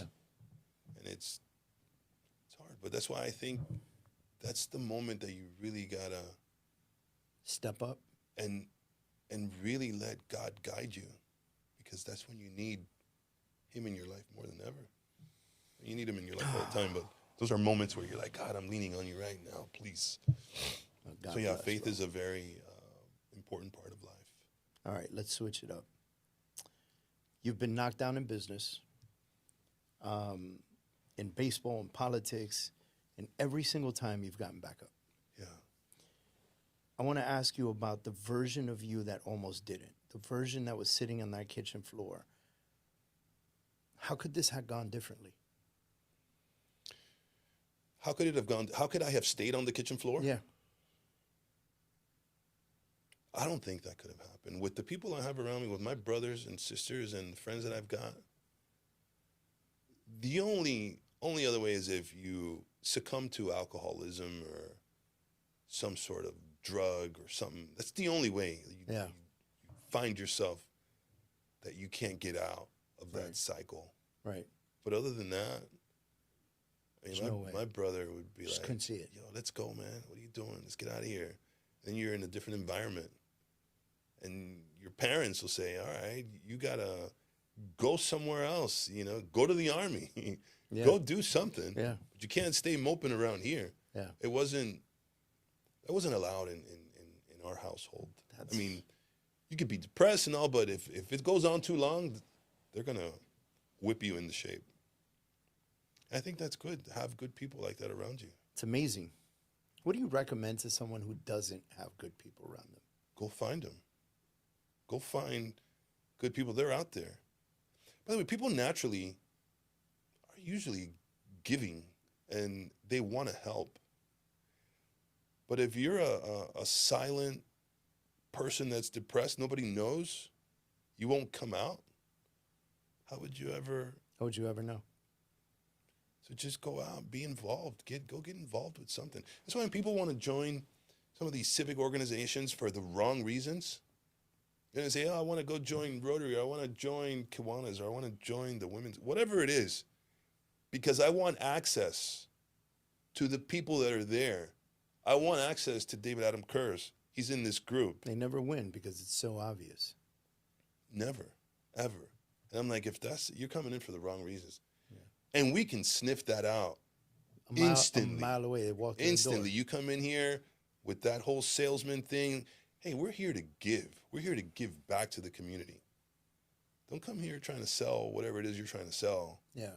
So I think if they just get involved with things like that, it's fulfilling. Beyond what you could ever think, it really fulfills you when you give back to the community. Yeah, I agree. And doing that, you make new friends. Yeah. You make new friends. But you start with leaving the world better than you found it. Yeah. And those new friends go, oh, by the way, you sell real estate. By the way, I need to buy a house. I need to sell a building. Okay. But you've already gotten over, hey, I'm here to give. Yeah. And this is an indirect byproduct of what we're doing. And if you're desperate for that referral or that business, it never comes because it's obvious. Correct. You have to be there for the right reasons. I agree. So if you don't have the group of people, go find them. Yeah. Go find a group that you can connect with and connect with them for all the right reasons. Right. And your reason might be as simple as, I have a bad group of people around me and I need to be around new people. It could be that simple. And nobody's perfect. We Yeah. all got flaws. Yeah. All of us have flaws. You just got to get out. You got to change your routine. Yeah. Change the routine of what you're doing. Yeah. Start something new people. All of a sudden, you'll feel different about life. Incredible, man. Last question. Yeah. And then this is all over and I can send you up. No, I'm kidding. Last question. You said your message to men in their own fire is to trust God, to surround yourself with real men, to learn how to help people get what they want, to strive towards a potential that feels unattainable, Yeah. and stay humble, hungry, and grateful once you get there. These 5 things. Which one of these would you say saved your life, put you in the right place, kept you right? I would say a few of them, not just one. You know, when I say stay hungry, you've got to want to grind every day. Grind every day, because the minute you feel, oh, I've made it, and I don't got to grind like that anymore, that's when all of a sudden you've lost. Yeah. Because the reason people are drawn to you, the reason people, confide and want to work with you is because of that grind that comes behind how you got there, right?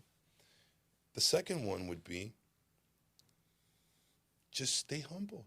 Have some gratitude about what you're doing, because nobody likes an arrogant prick, right? Nobody likes anybody to say, oh, who's this guy think he is? Because he's driving a Ferrari, all of a sudden he's better than somebody. Right. Nobody likes that guy. Right. So I think stay hungry, surround yourself with good people, be grateful, pray to God, and be thankful for what you've got. I think you follow that motto, you'll do some really cool things in life. Yeah.